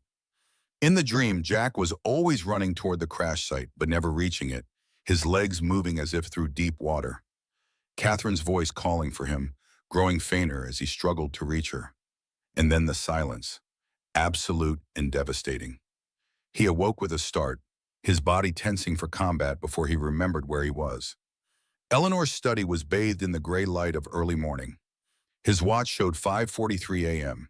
He'd slept longer than intended, though his body still ached with fatigue. The pain in his ribs had settled into a dull throb, manageable but persistent. The shoulder wound stung when he moved, but Eleanor's careful treatment had prevented infection. Moving carefully to avoid aggravating his injuries, Jack rose and made his way to the kitchen, where he found Eleanor already awake, preparing coffee. She acknowledged him with a nod, her silver hair now neatly arranged in its usual bun, her clothing simple but impeccable, a reminder that some routines persisted regardless of circumstances. All quiet through the night, she reported. David called back. He'll meet us at the train station at 8 with the keys. Thank you, Jack said, accepting a cup of coffee. For everything. Eleanor's expression softened momentarily. That child in there has been through enough, so have you. Her tone became businesslike again. Now, what's your plan once you're at the station? Jack sipped his coffee, organizing his thoughts. The hot liquid revived him, clearing away the last cobwebs of sleep and nightmare. Contact Agent Chen, arrange the handoff, but on our terms, controlled environment and installment, multiple exit strategies. And if there is a leak in the FBI? Then we adapt, Jack replied simply. I've already called an old friend from my unit, Sam Reeves. He works private security now. He'll be our backup at the station watching for surveillance. Eleanor nodded approvingly. Good. Never walk into uncertain situations without reinforcements. Jack smiled faintly at the advice. It was solid tactical thinking, the kind he'd learned in the military, but Eleanor had apparently acquired through 8 decades of practical living. How did you get to be so strategic, Eleanor? 40 years as a high school principal, she replied dryly. Hormonal teenagers are more unpredictable than any enemy combatant. The sound of small footsteps announced Emma's arrival. She appeared in the doorway, hair tousled from sleep, clutching her teddy bear. Upon seeing Jack, she rushed forward, wrapping her arms around his waist. "You're okay," she mumbled against his shirt. Jack knelt to her level, ignoring the protest from his ribs. "Of course I am, kiddo. Ms. Eleanor took good care of us." Emma looked up at Eleanor with solemn gratitude. "Thank you for helping us, Ms. Eleanor." "You're very welcome, dear," Eleanor replied, her stern features softening. "Now how about some breakfast? You'll need your strength today." As Eleanor busied herself preparing pancakes, a deliberate choice, Jack suspected, to maintain some normalcy for Emma, Olivia joined them. She looked better after some rest, though anxiety still shadowed her eyes. Her borrowed clothes fit reasonably well, and she'd pulled her hair back in a simple ponytail. Jack was struck again by her resilience, the quiet determination that had led her to stand against Cooper's corruption despite the risks. "I called Agent Chen back," Jack informed her as she accepted a cup of coffee. "We're meeting at the old train station downtown at 9. My friend Sam will be there as backup." "Can we trust him?" Olivia asked. "With my life," Jack confirmed. "With Emma's life. We served together for 10 years. Olivia nodded, accepting his assessment. "What about Eleanor? Will she be safe here after we leave? If they track us?" "I've thought of that," Jack said. "Eleanor, I'd like you to visit your sister in Boulder today, just as a precaution." Eleanor raised an eyebrow. "Evelyn will be delighted. She's been pestering me to visit for weeks." She slid a plate of pancakes in front of Emma. "But I'll go after I see you safely to the station. David will meet us there at 8, remember?" "Us?" Jack questioned. "Of course," Eleanor replied as if it were obvious. "I'm driving you. That truck of yours is still at the Blue Star, and public transportation is too exposed. My Buick may be old, but it's reliable, and more importantly, unconnected to you." Jack opened his mouth to argue, then closed it, recognizing the determination in Eleanor's expression. It was the same look Catherine had worn when her mind was made up, a comparison that made him both ache with loss and smile with recognition. "Thank you," he said simply. Breakfast proceeded with forced normalcy, Jack encouraging Emma to eat while keeping watch on the street outside. The morning unfolded peacefully, suburban routines beginning as neighbors departed for work, sprinklers activated on carefully maintained lawns, and delivery trucks made their rounds. Nothing suggested Cooper's men had tracked them to this quiet street, but Jack maintained his vigilance. Complacency killed as surely as bullets. At 7:30, they prepared to leave, with Jack doing a final check of the property perimeter to ensure they weren't being observed. Eleanor packed a small bag for Emma, a change of clothes, some snacks, and a few books to keep her occupied. Small comforts that might make a big difference in the hours ahead. Eleanor's Buick was parked in her detached garage, accessible via a side door that wasn't visible from the street. The vehicle was immaculately maintained, its aged exterior belying the sound mechanical condition Eleanor insisted upon. Jack helped Emma into the back seat, where she could lie down out of sight if necessary. Olivia joined her, while Jack took the passenger seat, positioning himself to monitor their surroundings as Eleanor drove. "Ready?" Eleanor asked, starting the engine. Jack nodded, his expression grim. "Let's go." The drive to the downtown train station took 20 minutes, Eleanor navigating the morning traffic with the confidence of someone who had driven these streets for decades. Jack maintained a vigilant watch for any vehicles that might be following them, but detected no surveillance. Either Cooper's men were exceptionally skilled, or they had genuinely lost the trail last night. Jack suspected the latter, but prepared for the former. The Silver Pine train station was a historic red brick building that had served the community since the early 1900s. Once the hub of the town's commerce, it had fallen into disrepair in the 1980s before being designated a historic landmark. The current renovation project aimed to preserve its architectural character while repurposing the space for community events and small businesses. The main hall, with its 30-foot ceilings and marble floors, retained much of its original grandeur, despite the scaffolding and construction materials that indicated the ongoing work. Eleanor parked in the contractor's lot behind the building, where a tall, broad-shouldered man in his 50s waited beside a pickup truck. David Winters had his mother's direct gaze and no-nonsense demeanor, though his expression softened when he saw Emma in the back seat. "Mom said you needed access," he said without preamble as they exited the vehicle. "She didn't explain why, but said it was important." "The less you know, the better," Jack replied, offering his hand, "but we appreciate the help." David shook his hand firmly. "Any friend of my mother's." He handed Jack a set of keys. "These will get you into the main hall through the service entrance and give you access to the maintenance quarters. The renovation crew doesn't start until 10 today, so you've got the place mostly to yourself for now." "Thank you," Jack said sincerely. David nodded, then turned to his mother. "Ready to head to Aunt Evelyn's? I've got the day off. Figured I'd drive you." Eleanor embraced Jack briefly. "Be careful," she murmured, "and bring that child back safe." "I will," Jack promised. As Eleanor and David departed, Jack surveyed their surroundings once more before guiding Emma and Olivia toward the service entrance. The heavy metal door opened with a creak, revealing a dimly lit corridor that smelled of fresh paint and old wood.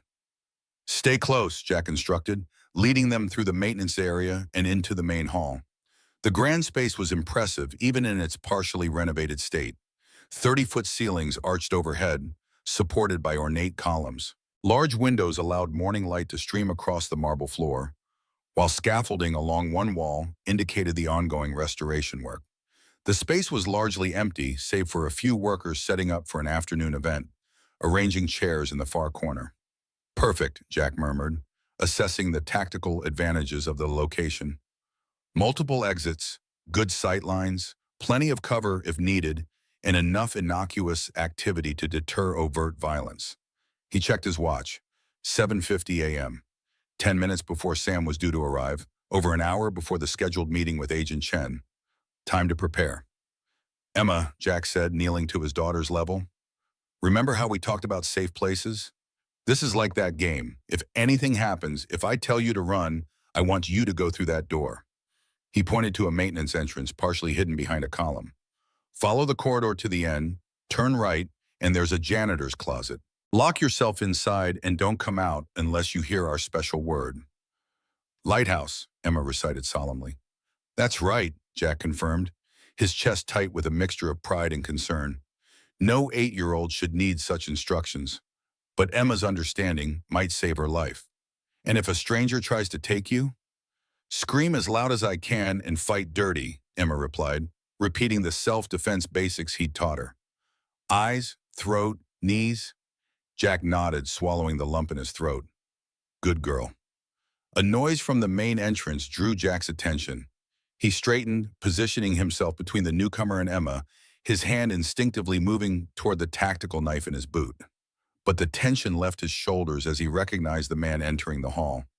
Sam Reeves stood 6'3", his powerful frame making him an imposing presence despite his casual attire.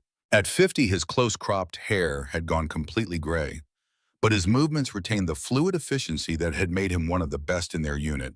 His dark eyes scanned the hall with professional assessment before settling on Jack with a hint of warmth. "Sullivan," Sam acknowledged, approaching with measured steps. "You look like hell."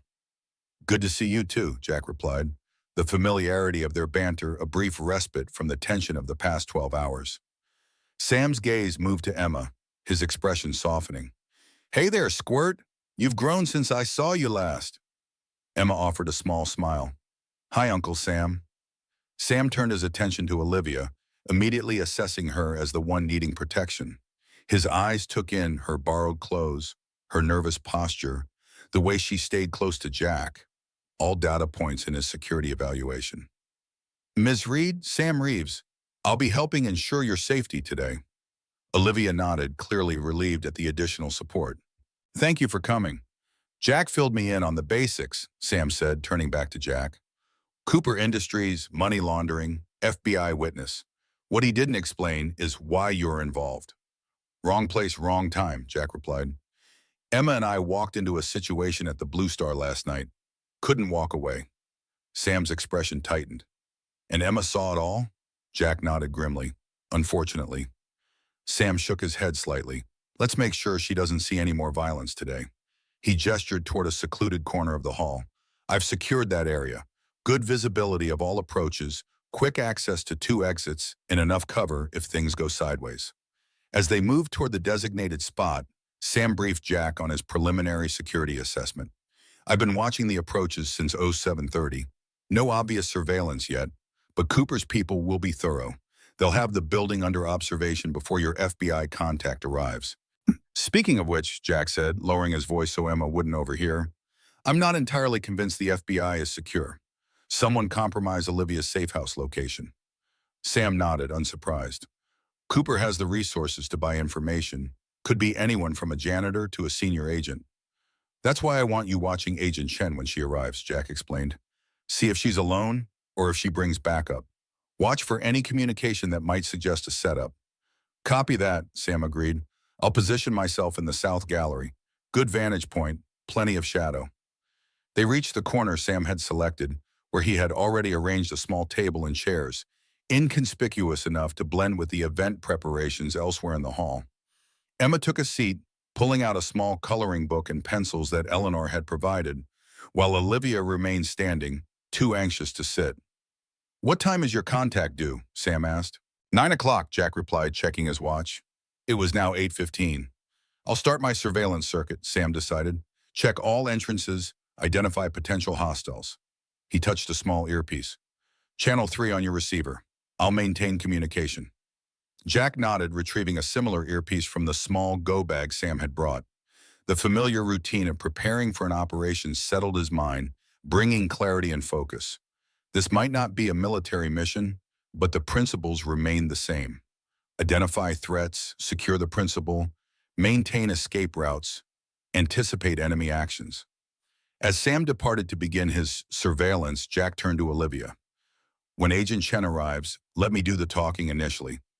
I need to assess whether she's compromised. How will you know? Olivia asked. Inconsistencies in her story, unusual body language, unnatural phrasing, Jack explained. Sam and I have worked enough counterintelligence to spot the signs. Olivia nodded, though uncertainty lingered in her expression. And if she is compromised? Then we move to Plan B, Jack said simply. Get you to a different federal agency, maybe the U.S. Marshals. They have more experience with witness protection anyway. Jack turned his attention to Emma, who was coloring quietly, her small face set in concentration. Despite everything she'd witnessed, she maintained a resilience that continually amazed him. Catherine's daughter through and through. That's beautiful, Em, he commented, glancing at her drawing, a lighthouse on a rocky shore, detailed with remarkable skill for her age. Emma looked up with a small smile. It's our special word. I thought if I drew it, it might keep us safe. Jack's throat tightened with emotion. That's a wonderful idea. The next 40 minutes passed in tense vigilance. Sam reported regularly through the earpiece, noting the arrival of more event staff, a security guard beginning his rounds, and an elderly couple who entered to inquire about an upcoming community dance. Nothing suspicious, but Jack maintained his alertness, knowing how quickly situations could change. At 8:57, Sam's voice came through the earpiece again. Movement at the north entrance. Black SUV, government plates. 2 occupants exiting, female in a suit, likely your Agent Chen. Well companion, armed, standard issue, shoulder holster. They're approaching the main doors now. Jack straightened, his senses sharpening. Copy that. Keep eyes on the companion. He turned to Olivia. They're here. Stay with Emma.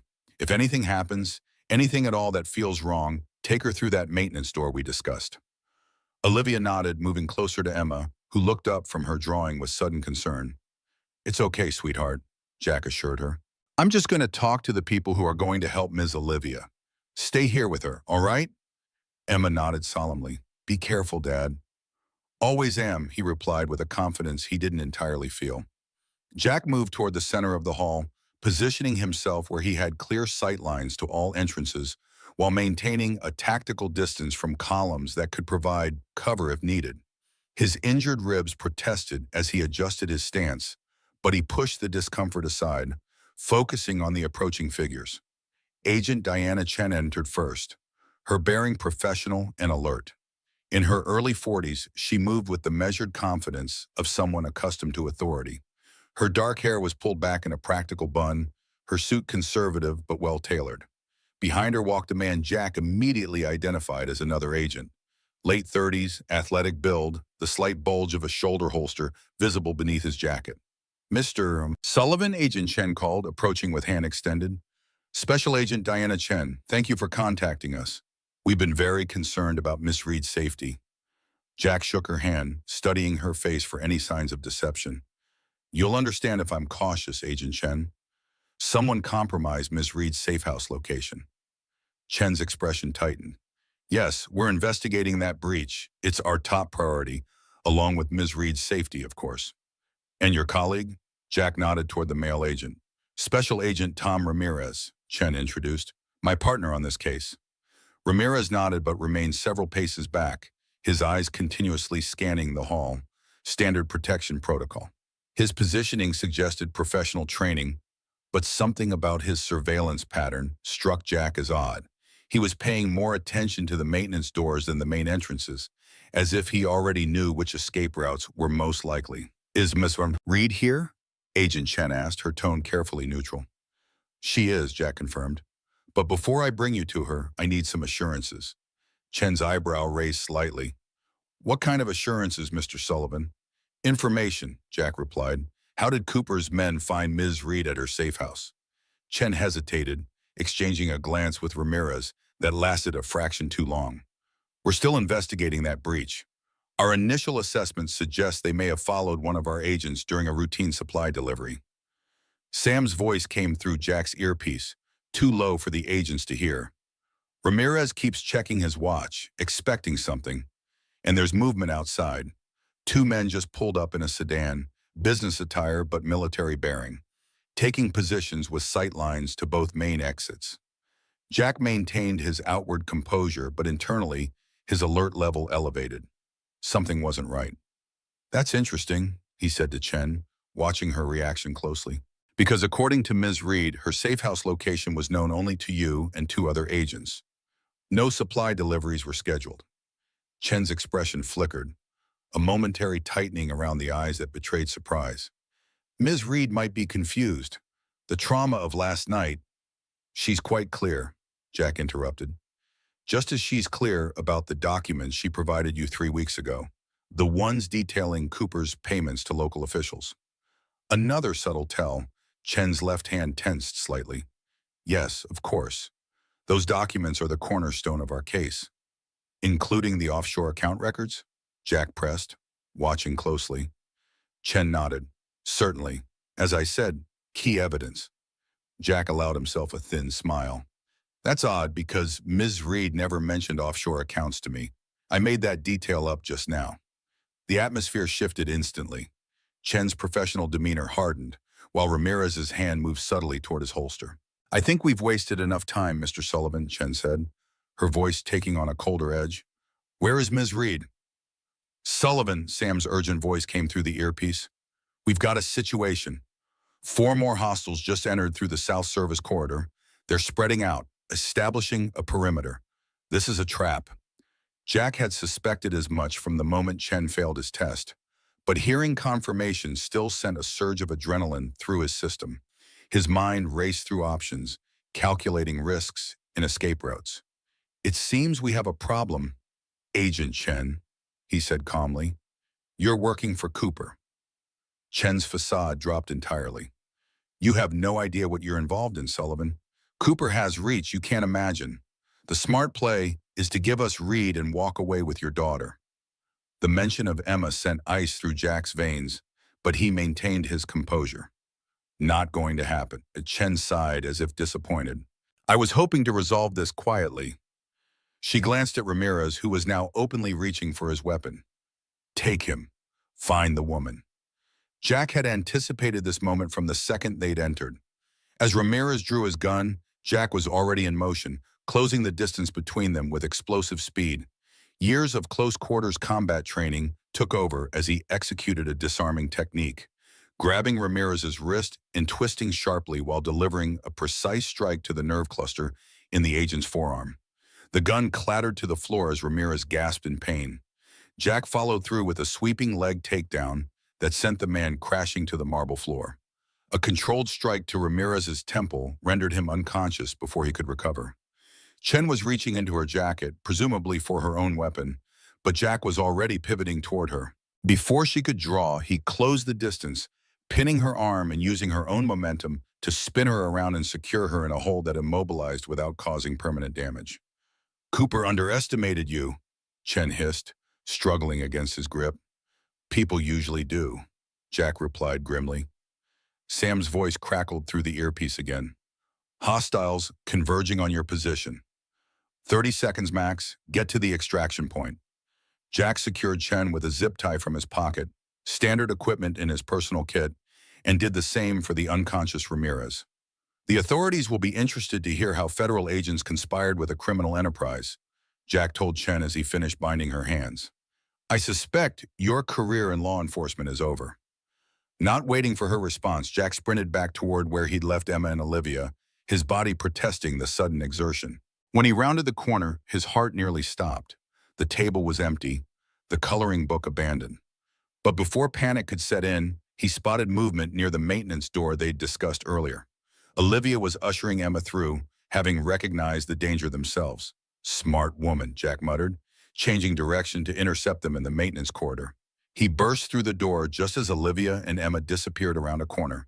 Catching up to them in a few long strides, he found Emma wide-eyed with fear, but still moving purposefully. "Dad," she cried, reaching for him. "It's okay, kiddo," he assured her, squeezing her hand briefly. "But we need to keep moving. Fast and quiet, remember?" Olivia's face was pale but determined. "I saw men with guns entering from the other side of the hall. I remembered what you said about the maintenance door." "You did exactly right," Jack confirmed, guiding them deeper into the service corridors. "The FBI agents were compromised. Cooper has more reach than we realized." "Where are we going?" Olivia asked, her voice tight with fear. "Secondary extraction point," Jack replied. "Sam's meeting us there." The service corridors formed a maze throughout the old building, but Jack navigated with confidence, having committed the layout to memory. They moved swiftly through the dimly lighted passages, the sounds of pursuit growing more distant as they took a route their pursuers wouldn't anticipate. Emma kept pace remarkably well, her small hand clutching Jack's tightly. The fear in her eyes was tempered with trust, absolute faith that her father would keep her safe. That trust was both a comfort and a terrifying responsibility. They reached a metal door marked Utility Access, which Jack unlocked with one of the keys David had provided. Beyond lay a narrow passage that led to the building's original coal delivery chute, now repurposed as an emergency exit. "Through here," Jack directed, helping Emma navigate the confined space. "It leads to the loading dock on the east side." As they emerged into the morning sunlight, Sam was already waiting beside an unmarked van, engine running. His expression was grim, a thin line of blood trickling from a cut above his eye, suggesting he'd encountered resistance. "3 hostiles neutralized on the south side," he reported as they approached. "Non-lethal takedowns, but they won't stay down forever. We need to move." Jack helped Emma into the van's back seat, ensuring her seatbelt was secure, then turned to assist Olivia. "Where are we heading?" he asked Sam as they all climbed in. "Off the grid," Sam replied, pulling away from the loading dock with controlled urgency. "I've got a hunting cabin in the mountains. No one knows about it except my ex-wife, and she hasn't spoken to me in 15 years. As they navigated away from the train station, taking an indirect route to avoid potential pursuit, Jack finally allowed himself a moment to process what had just happened. The FBI was compromised at a high level. Cooper's influence extended further than they'd imagined. And now they were fugitives, running from both criminals and the authorities who should have been protecting them. Emma leaned against him, exhaustion and stress finally taking their toll. Her eyes drooped despite her obvious effort to stay alert. "It's okay to rest, kiddo," Jack said softly, stroking her hair. "I've got you." As Emma drifted into an uneasy sleep, Jack met Olivia's gaze across the van. Her expression held the same question that was troubling him. What now? The answer wasn't clear, but one thing was certain. They needed a new plan, one that accounted for Cooper's extensive reach and influence. The path forward would be dangerous, but Jack Sullivan had never backed down from protecting the innocent, Not in Afghanistan, and certainly not now, with his daughter's safety at stake. Sam turned the van onto a mountain road, leaving the town of Silver Pine behind. "We've got about 2 hours to the cabin," and he informed them. "Time to regroup and figure out our next move." Jack nodded, his mind already analyzing the situation, calculating risks and options. Cooper might have powerful connections and seemingly unlimited resources, but he'd made a critical error. He'd threatened Jack Sullivan's family, and Jack would make sure that was a mistake Cooper would regret for the rest of his life. The van climbed steadily into the mountains, the familiar landscape of Colorado receding behind them. Whatever came next, Jack was certain of one thing. This was no longer just about protecting a witness. It had become personal. And when Jack Sullivan took something personally, the outcome was inevitable. He would protect his family, ensure justice for Olivia, and dismantle Cooper's operation piece by piece, regardless of the cost. It was, after all, what Catherine would have expected of him. And Jack Sullivan had never let his wife down. Not in life, and certainly not in memory. Pine-scented mountain air filled the van as they climbed higher into the Colorado Rockies. The winding road narrowed, transitioning from asphalt to gravel as they left civilization behind. Emma had fallen asleep against Jack's shoulder, her small body finally surrendering to exhaustion. Olivia gazed out the window, her expression reflecting both wonder at the magnificent landscape and anxiety about their uncertain future. "Almost there," Sam announced, guiding the vehicle around a particularly sharp bend. "5 more minutes," Jack nodded, his tactical mind already mapping the terrain. The increasing isolation worked both for and against them, harder for Cooper's men to find, but equally difficult to summon help if needed. His military training had taught him to assess all variables, and right now the equation contained too many unknowns.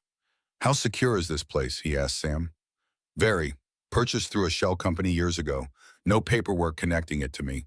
Solar power, well water, satellite communications I can control. Stocked with enough supplies for 2 weeks." Sam's voice carried the confidence of someone who had planned for contingencies. "I come up here 4 times a year, just enough to maintain the property without establishing a pattern." The road ended at a clearing surrounded by towering pines. Nestled against the tree line sat a modest log cabin, its weathered exterior blending naturally with the surroundings. To the untrained eye, it might appear neglected, but Jack recognized the strategic advantages immediately. Clear sight lines in all directions, multiple escape routes through the forest, and a raised position that would make an approach from below easily detectable. "Nice setup," Jack commented as Sam parked behind the structure, concealing the vehicle from the road. "Paranoia has its benefits," Sam replied with a grim smile. Jack gently woke Emma, who blinked in confusion before remembering their situation. Her face immediately tensed, looking to her father for reassurance. "We're safe here, kiddo," Jack assured her. Uncle Sam's special hideout. They entered the cabin, which proved far more sophisticated than its rustic exterior suggested. The main room featured comfortable but practical furniture, a wood-burning stove, and modernized kitchen. 2 bedrooms branched off from the central space, along with a surprisingly well-appointed bathroom. Most impressive was the communications center tucked into one corner. Multiple screens, satellite equipment, and what appeared to be military-grade encryption hardware. "Welcome to the fortress," Sam said, locking the reinforced door behind them. "Not exactly the Ritz, but it'll keep us alive." While Emma explored the cabin with cautious curiosity, Sam activated the security systems, motion sensors around the perimeter, cameras covering all approaches, and what Jack recognized as a signal jammer that would prevent any unauthorized communications within a half-mile radius. "Let me see that shoulder," Sam said to Jack, noticing his friend's stiffness. Jack removed his shirt, revealing Eleanor's neat bandaging. Sam examined the knife wound with professional detachment, checking for signs of infection. "Clean enough, needs stitches, but the butterfly closures are holding." "Ribs?" "Cracked, at least 2, Jack confirmed. "Manageable." Sam nodded, familiar with Jack's high pain threshold from their service days. "There's a first aid kit in the bathroom. Military grade. Help yourself." Olivia had been standing near the window, watching the forest with evident anxiety. She turned to face them, her composure remarkable given the circumstances. "What happens now?" she asked. "The trial starts Monday morning. Sam gestured for everyone to gather around the dining table. First, we assess what we know. Cooper's reach extends into the FBI, at least to Agent Chen's level. That means normal channels are compromised. We need to determine how high the corruption goes, Jack added. If Chen was compromised, who else might be? Her direct supervisor? The field office director? We can't trust any of them, Olivia stated flatly. Not after what happened at the train station. Agreed, Sam said. But there must be legitimate authorities we can approach. U.S. Marshal Service, maybe. They handle witness protection independently from the FBI. Jack considered this.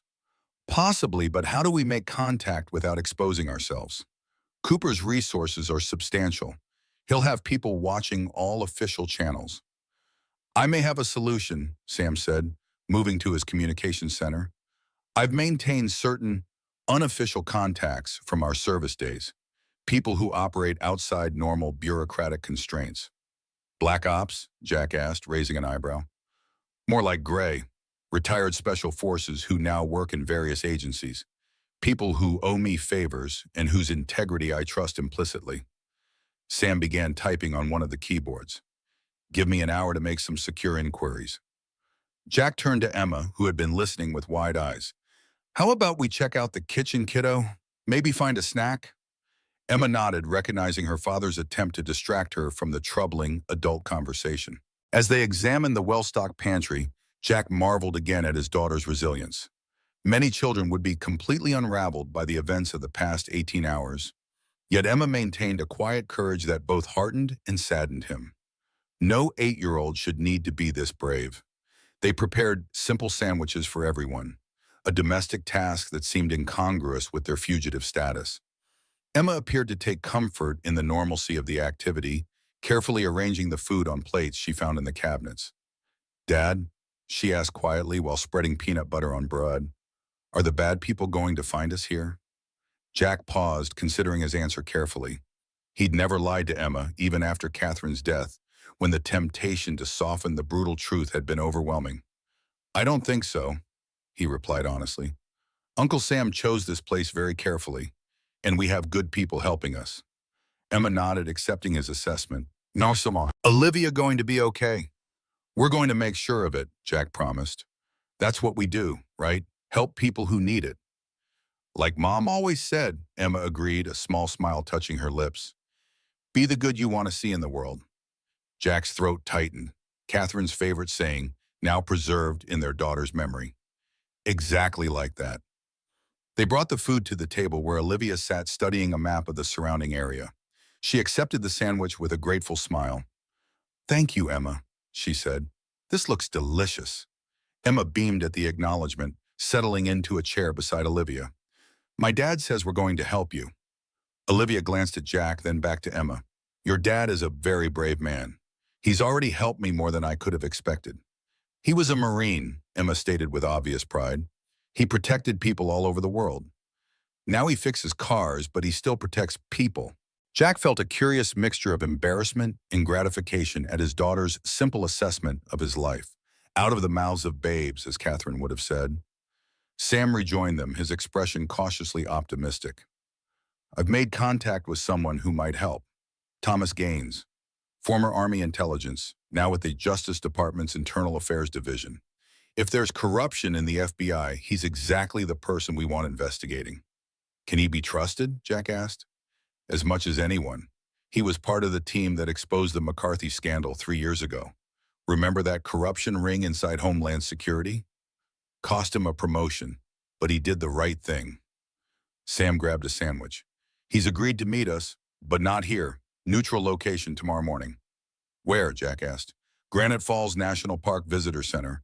Public enough to deter violence, remote enough to spot surveillance. He'll come alone. Sam took a bite of his sandwich. Solid choice on the peanut butter, Emma. The crunchy kind is definitely superior. Emma giggled, the childish sound incongruously delightful amid the tension. What about tonight? Olivia asked. Cooper's men will be searching. We stay here, Sam replied.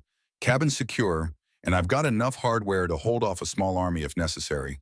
He nodded toward a gun safe mounted to the wall. Though I'd prefer to avoid that scenario. As evening approached, they established a watch rotation. Jack insisted on taking the first shift despite his injuries. While Sam showed Olivia and Emma to their quarters, he settled into a chair with clear sight lines to all approaches, a rifle across his knees. The familiar weight of the weapon brought back memories of countless night watches in hostile territory.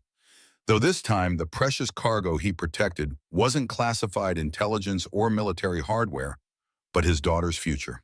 The forest grew quiet as darkness fell, only the occasional call of an owl or rustle of wind through pine needles breaking the silence. Jack used the solitude to process everything that had happened since their late-night milk run. Maxwell's sacrifice continued to trouble him, a man who had chosen the wrong path but found redemption in his final moments.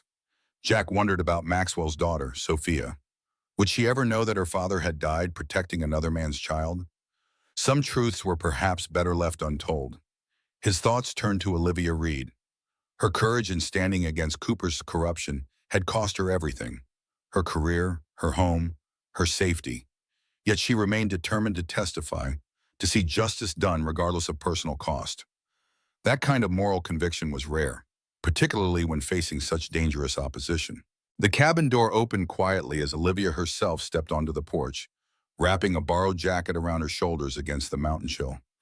"Couldn't sleep," she explained, settling into the chair beside him. "Too much adrenaline still in my system." Jack nodded. "Common reaction. It'll catch up with you eventually."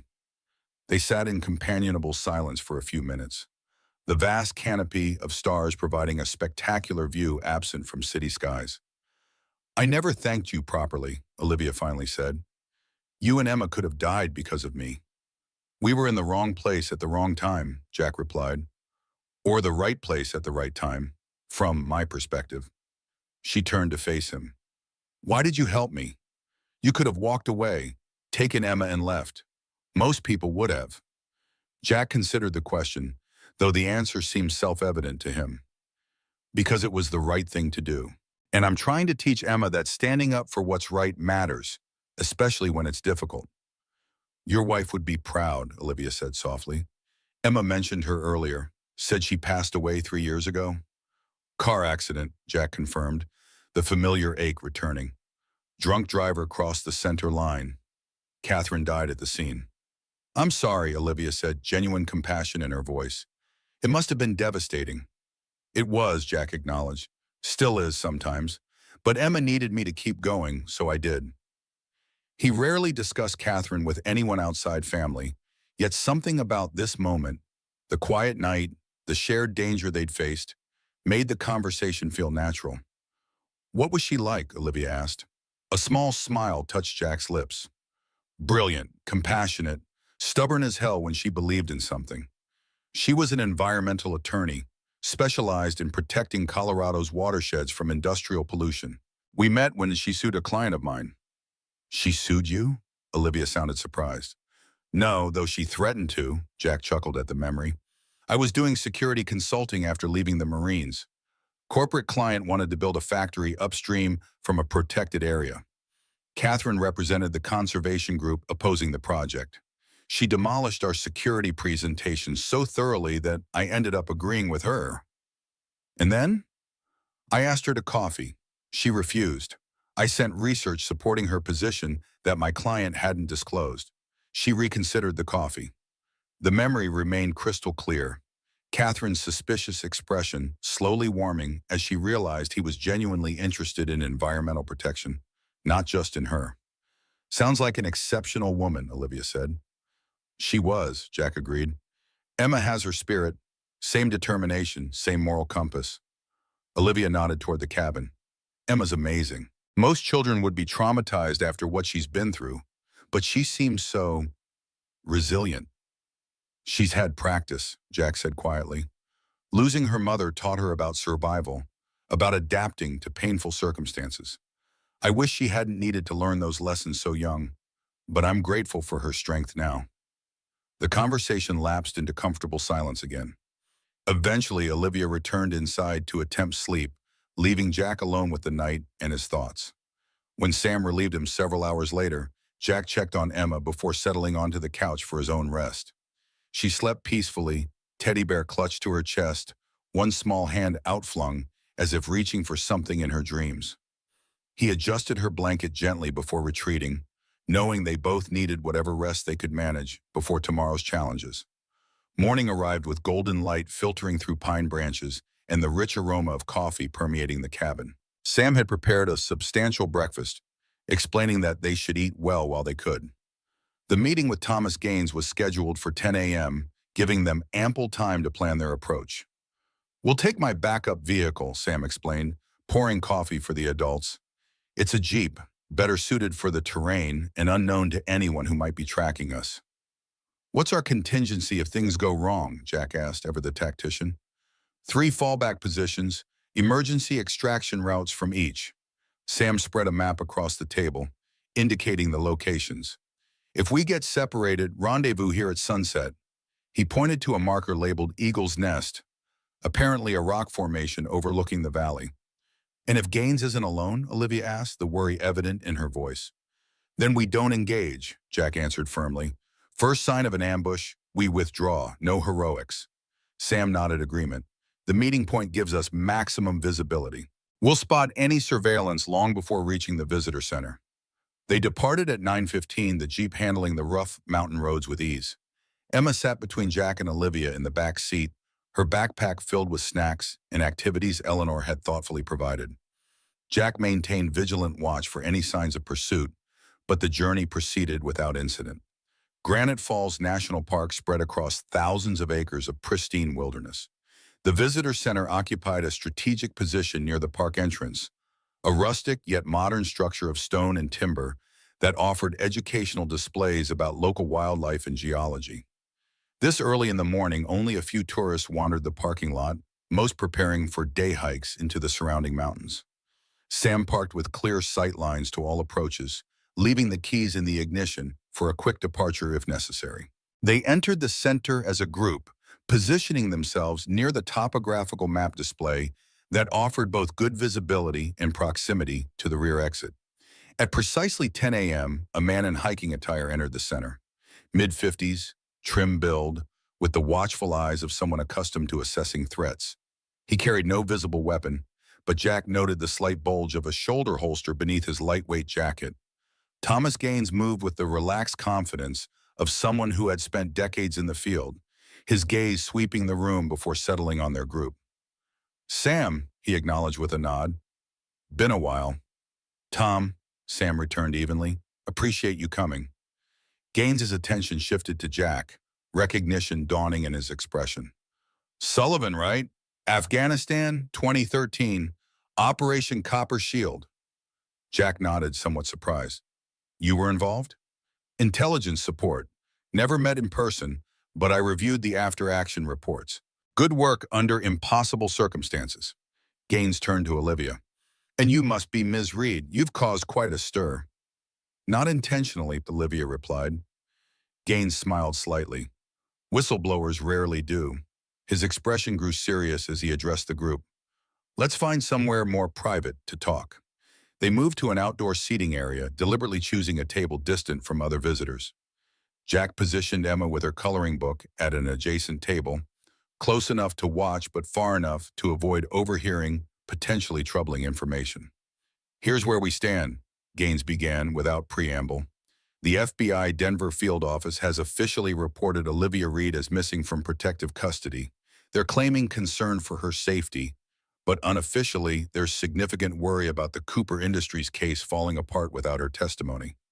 "Agent Chen is compromised," Jack stated flatly. "Almost certainly," Gaines agreed. "Based on what Sam told me, she's likely on Cooper's payroll. The question is how far the corruption extends." "And you can help determine that?" Olivia asked. Gaines nodded. "Internal Affairs has had concerns about the Denver office for months. Nothing concrete enough for formal investigation, but suspicious patterns of case outcomes favoring certain influential parties. Your situation provides the leverage we need to launch a full inquiry." "How does that help Ms. Reed testify on Monday?" Jack pressed. "Cooper's people won't stop coming after her." "That's where it gets complicated," Gaines admitted. "Normally, witness security would fall to the Marshal Service, but given the apparent leak within federal law enforcement, traditional channels might be compromised." "So what's the alternative?" Sam asked. A secure facility operated by my division. Off the books, used for high-value witnesses in sensitive corruption cases. Gaines leaned forward. We can protect Ms. Reed until her testimony, then transition her to formal witness protection then afterward. Jack exchanged glances with Sam, both men evaluating the proposal with ingrained skepticism. How do we know your operation isn't compromised as well? Jack asked. Fair question, Gaines acknowledged. The facility reports directly to the Deputy Attorney General. Only 3 people know its location, and all communications are encrypted using protocols that change daily. It's as secure as anything in the federal system. And how would we get there, Olivia asked. I have transportation standing by, small airstrip 20 miles from here, private plane with trusted pilot. Gaines checked his watch. Wheels up in 2 hours if you agree. I need assurances, Jack said firmly, about Emma's safety and what happens after Olivia testifies. Gaines nodded. The child would come with us, of course.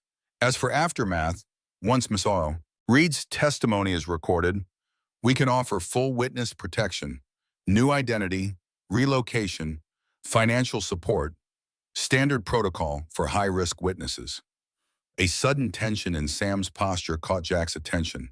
His friend's gaze had shifted toward the visitor center entrance, where 2 men in casual hiking gear had just entered. Nothing about them appeared immediately threatening, yet something had triggered Sam's alarm. Tom, Sam said quietly, those 2 who just walked in, friends of yours? Gaines didn't turn to look, a telling restraint. No, my people know to maintain distance until contacted. Jack casually shifted position to get a better view. The men were methodically scanning the center, their movements too coordinated for ordinary tourists. His combat instincts hummed a warning. We've got company, he murmured, making eye contact with Emma and giving the subtle hand signal they'd practiced. 3 fingers tapped against his leg. Immediately, she began gathering her belongings, understanding the need for a quick exit. How did they find us? Olivia whispered, tension evident in her voice. Questions later, Sam replied tersely. East exit, 30 seconds. Gaines reached slowly into his jacket, producing not a weapon, but a small electronic device. Signal tracker, he explained, scanning their group. Someone's carrying a beacon. The device emitted a soft ping as it passed near Olivia, who looked bewildered. That's impossible. I left everything behind at the safe house. Clothing? Jack asked sharply. Borrowed from Eleanor's granddaughter, she confirmed. Gaines focused the scanner more precisely, homing in on the signal. It's in your shoe. Olivia's expression transformed from confusion to anger. The boots, Chen insisted I wear them at the safe house. Said they were protocol approved for witness security. Clever, Sam muttered. Tracking device embedded in the heel, activated remotely. They've been following you since you left the Blue Star. The men at the entrance had noticed their huddled conversation and were moving with new purpose toward their position. Jack saw one speak into a concealed microphone, calling for backup, almost certainly. We need to move, Jack stated, rising casually as if simply continuing their tour. Emma, remember our game at the train station? Same rules apply. Emma nodded solemnly, taking his outstretched hand. Back as it leads to a maintenance trail, Gaines informed them quietly. Half-mile to the ranger station. I have people there. Olivia, leave the boots, Sam instructed. Now. She quickly slipped them off, leaving them under the table as they began moving toward the exit. Jack kept Emma close, his body positioned to shield her if necessary. They maintained a measured pace, quick enough for purpose, but not so fast as to broadcast alarm. They were halfway to the exit when one of the men called out, Federal agents, Ms. Reed, please remain where you are. Jack didn't break stride, knowing the claim was almost certainly false. Cooper's men had found them, using Olivia as a human tracking beacon. The tactical situation deteriorated further and 2 more men entered through the exit they had been approaching, effectively boxing them in. Gaines made a swift decision. Follow my lead, he murmured, then raised his voice. Justice Department, Internal Affairs. These individuals are under my protection. Stand down immediately. He displayed official credentials, creating momentary confusion among the pursuers. It was enough disruption for Sam to move, sliding smoothly between display cases to approach the nearest threat from behind. What followed was a carefully choreographed extraction that spoke to years of professional training. While Gaines maintained the verbal confrontation, drawing attention and creating confusion about jurisdictional authority, Sam neutralized one threat with a precise strike to the brainstem that rendered the man unconscious without visible violence. Jack simultaneously guided Emma and Olivia behind the cover of a large topographical display, positioning them for the quickest route to the alternative exit. A family of tourists unwittingly provided additional cover, their noisy entrance and excited chatter about hiking trails creating further distraction. Jack seized the opportunity, leading Emma and Olivia toward the side exit, while Gaines continued his official-sounding demands for identification from the remaining agents. They slipped outside into bright mountain sunshine, quickly moving around the building toward the parking area where Sam's Jeep waited. Jack helped Emma into the vehicle, then turned to assist Olivia, who was moving awkwardly in sock feet across the gravel lot. "Sam and Gaines?" she asked anxiously. "They'll follow their own extraction route," Jack explained, starting the engine. "Rendezvous at the fallback position."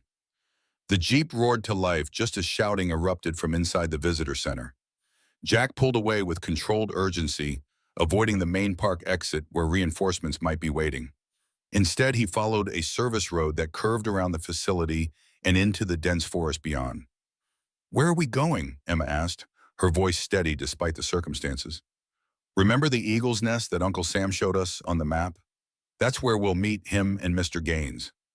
Jack navigated the increasingly rough terrain with precision, grateful for the Jeep's four-wheel drive capability. "Will the bad men follow us?" Emma's question held no panic, only practical concern. "They'll try," Jack acknowledged honestly, "but this vehicle doesn't leave much of a trail, and I know how to disappear in terrain like this." Indeed, Jack had specialized in mountain operations during his final years with the Marines, training extensively in the Colorado Rockies. This landscape offered both challenges and advantages that he understood intimately. He followed game trails and dry creek beds, paths that wouldn't appear on standard maps and would be difficult to track. After 20 minutes of careful navigation, Jack pulled the Jeep into a natural formation of boulders that provided concealment from both ground and air observation. They would continue on foot from here, reducing their signature even further. "We'll need to hike about 2 miles, he informed Olivia, who was examining her feet with concern. "The terrain gets steeper ahead." "I'll manage," she assured him, though the prospect of hiking barefoot through mountain wilderness clearly worried her. Jack rummaged in the back of the Jeep, finding an emergency pack Sam had prepared. Inside were basic survival supplies, including a pair of hiking socks and lightweight trail runners that would fit Olivia reasonably well. "Sam thinks of everything," he commented, handing her the footwear. "Thank goodness," Olivia replied with evident relief. As she laced up the shoes, she asked, "Do you think Gaines is legitimate? Could this be another trap?" Jack considered the question carefully.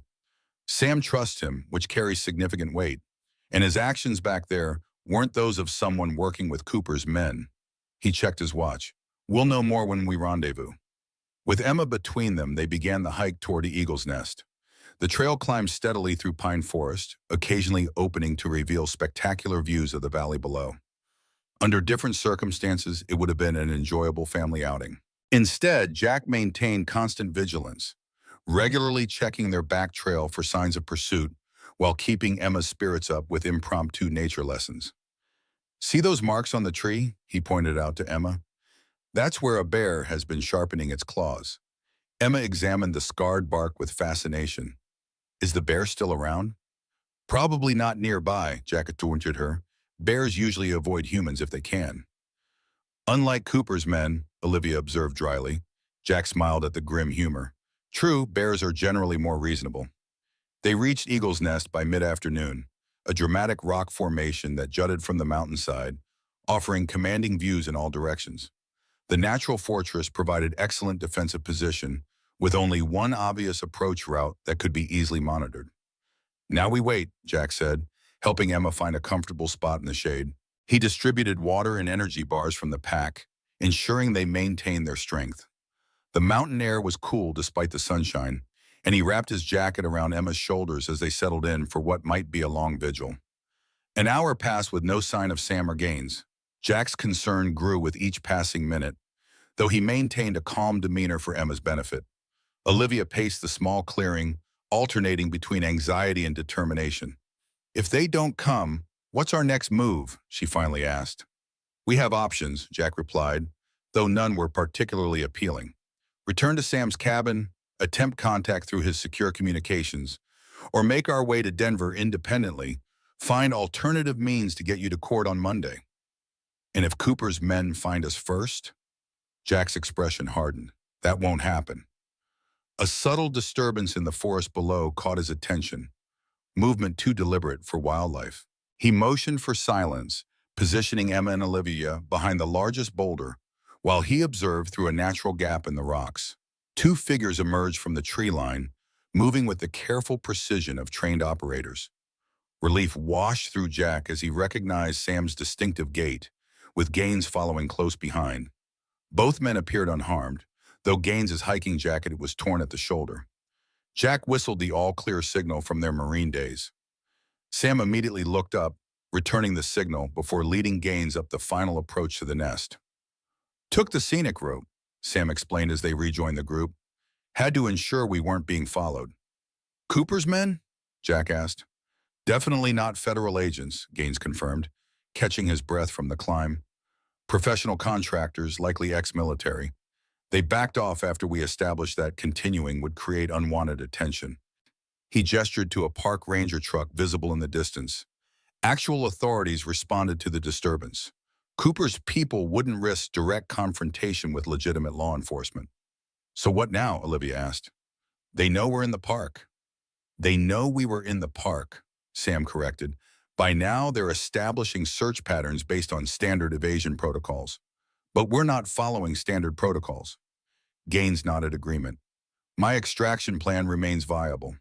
We've repositioned the aircraft to a different airstrip, former mining company property, about 5 miles northeast of here. We can reach it by dusk if we move now. Jack studied the man carefully, still not entirely convinced. Before we go anywhere, I need verification of your credentials, something Cooper's resources couldn't fake. Gaines appeared to appreciate the caution rather than take offense. Reasonable request. He considered for a moment, then addressed Sam. Operation Blackfish, Gulf of Aden, 2011. You were extraction team lead when we pulled the CIA asset from the freighter. The extraction code was wintergreen, and you assisted on bringing out the asset's cat despite specific orders against it. Sam's expression softened with recognition. You were monitoring from the AWACS, kept the hostile patrol boats off our position during extraction. The cat's name was Ferdinand, Gaines added with a slight smile. Meanest Siamese I've ever encountered. The specific details of a classified operation, particularly the unofficial aspects that wouldn't appear in formal reports, provided the verification Jack needed. He nodded. Decision made. All right, we follow your extraction plan. He turned to Emma, who had been listening quietly to the adult conversation. Ready for a little more hiking, kiddo? Emma straightened her shoulders, her expression serious but determined. Is it going to help Ms. Olivia? It is, Jack confirmed. Then I'm ready, she declared with the simple courage that continued to amaze him.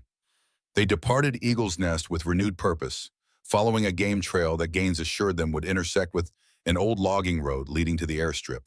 The afternoon sun cast long shadows through the trees as they made their way northeast, each step bringing them closer to potential safety or another trap. Jack maintained healthy skepticism, but the alternatives were limited, and Gaines had proven himself trustworthy thus far. As they hiked, Gaines filled them in on the broader situation. Cooper's not just facing money laundering charges. Based on the evidence Miss Reed uncovered, we've built a RICO case against his entire operation. The corruption extends to 3 city council members, a county judge, and possibly the deputy mayor of Denver.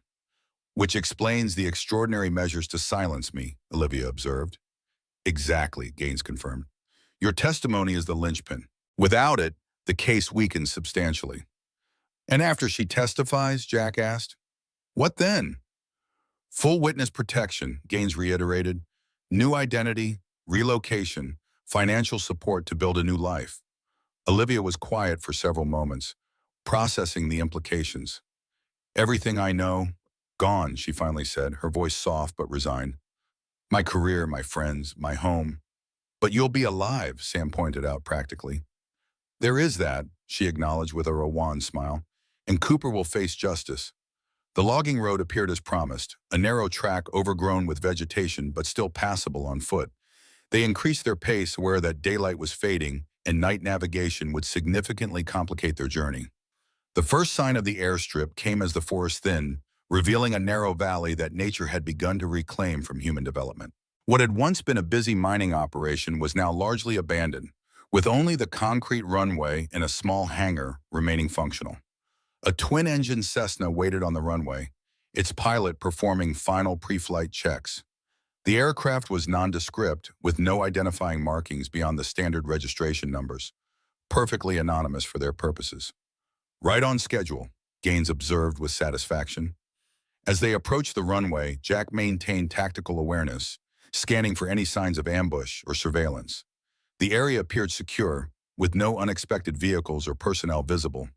Still, years of combat experience had taught him that appearances could be deceiving. The pilot noticed their approach and raised a hand in greeting. A woman in her 50s with silver-streaked hair and the weathered complexion of someone who had spent decades in cockpits. She continued her methodical exterior inspection as they reached the aircraft. "Tom," she acknowledged Gaines with a nod. "Beautiful evening for flying." "Ellen," he returned. "Thanks for the schedule adjustment." "No problem. Weather's clear all the way to our destination." She glanced at the group, her experienced eyes noting Emma with particular attention. "First time flying, little one?" Emma shook her head. "My mom and dad took me to visit Grandma in Florida when I was 5. "Well, this will be a bit different from a commercial flight," Ellen explained kindly. "Smaller, but you can see a lot more. It's like being a bird." Emma's expression brightened at the comparison. "Can I sit by the window?" "Absolutely," Ellen assured her. "Best seats in the house." The simple interaction further reassured Jack. Ellen's manner with Emma reflected genuine warmth rather than forced friendliness, another indication that Gaines's operation was legitimate. Professional mercenaries rarely bothered with such authentic human connections. "We should board," Gaines suggested. "I prefer to be airborne before full dark." As they approached the aircraft, Jack placed a hand on Sam's shoulder. "You're not coming with us, are you?" Sam shook his head. "Someone needs to manage the back trail, ensure you're not followed. Besides, I've got a cabin to clean up." He smiled slightly. "We Marines never leave evidence behind." Jack understood the tactical necessity, but still felt reluctance at the separation. Sam had been invaluable throughout this crisis, his skills and resources making survival possible. "Thank you," Jack said simply, extending his hand, "for everything." Sam clasped his hand firmly. "What are old war buddies for?" He knelt to Emma's level. "Take care of your dad, Squirt. He needs looking after sometimes." Emma threw her arms around Sam's neck in a fierce hug. "Will we see you again?" "Count on it," Sam promised. "Maybe not right away, but I'll find you. That's what I do." With final farewells exchanged, they boarded the aircraft. Jack helped Emma with her seatbelt, while Olivia settled into the seat across the narrow aisle. Gaines joined Ellen in the cockpit, reviewing flight plans and communication protocols. The engines roared to life, vibrating through the fuselage as Ellen began taxi procedures. Through the window, Jack watched Sam's figure grow smaller as the aircraft moved toward the runway threshold. His friend raised a hand in final salute before turning toward the forest, disappearing among the trees as dusk settled over the mountains. "Where are we going, Dad?" Emma asked, her face pressed to the window as the aircraft accelerated down the runway. "Somewhere safe," Jack assured her, though he himself didn't know their exact destination. Trust remained a carefully rationed commodity, even with Gaines proving helpful thus far. The Cessna lifted smoothly into the evening sky, banking gently as Ellen established their departure heading. Below, the wild landscape of Colorado spread out in magnificent panorama. Mountains, forests, rivers, and valleys painted gold by the setting sun. The natural beauty provided stark contrast to the human drama playing out in their lives. As they climbed to cruising altitude, Jack watched Emma's excitement at the aerial view, grateful for her resilience and adaptability. Whatever challenges lay ahead, they would face them together, as they had since Catherine's death. The journey that had begun with a simple trip for milk had transformed into something far more consequential. not just for their lives, but potentially for justice in an entire community. Olivia caught his eye from across the aisle, her expression reflecting similar thoughts. "Thank you," she mouthed silently. Jack nodded acknowledgement. The path forward remained uncertain, fraught with potential dangers, but they had survived the immediate threat. Monday's testimony might bring resolution, or it might simply transition them to a new chapter of challenges. For now, they were airborne, moving beyond Cooper's immediate reach toward whatever awaited them at journey's end. The aircraft banked again, setting course toward the gathering darkness in the east. Jack settled back in his seat, one arm protectively around Emma's shoulders. Tomorrow would bring its own battles, but for this moment, surrounded by the peaceful hum of engines and his daughter's quiet wonder at the world below, he allowed himself to hope that the worst had passed. Of course, experience had taught him that such hopes were often premature, but it had also taught him that survival depended as much on maintaining optimism as on tactical skill. Catherine had understood that essential truth, imparting it to both him and Emma. Courage wasn't the absence of fear, but the determination to continue despite it. As night embraced the aircraft, carrying them toward an uncertain future, Jack Sullivan renewed his silent promise to his late wife. He would protect their daughter. He would stand for what was right. And somehow they would find their way through this wilderness of danger to whatever new life awaited on the other side.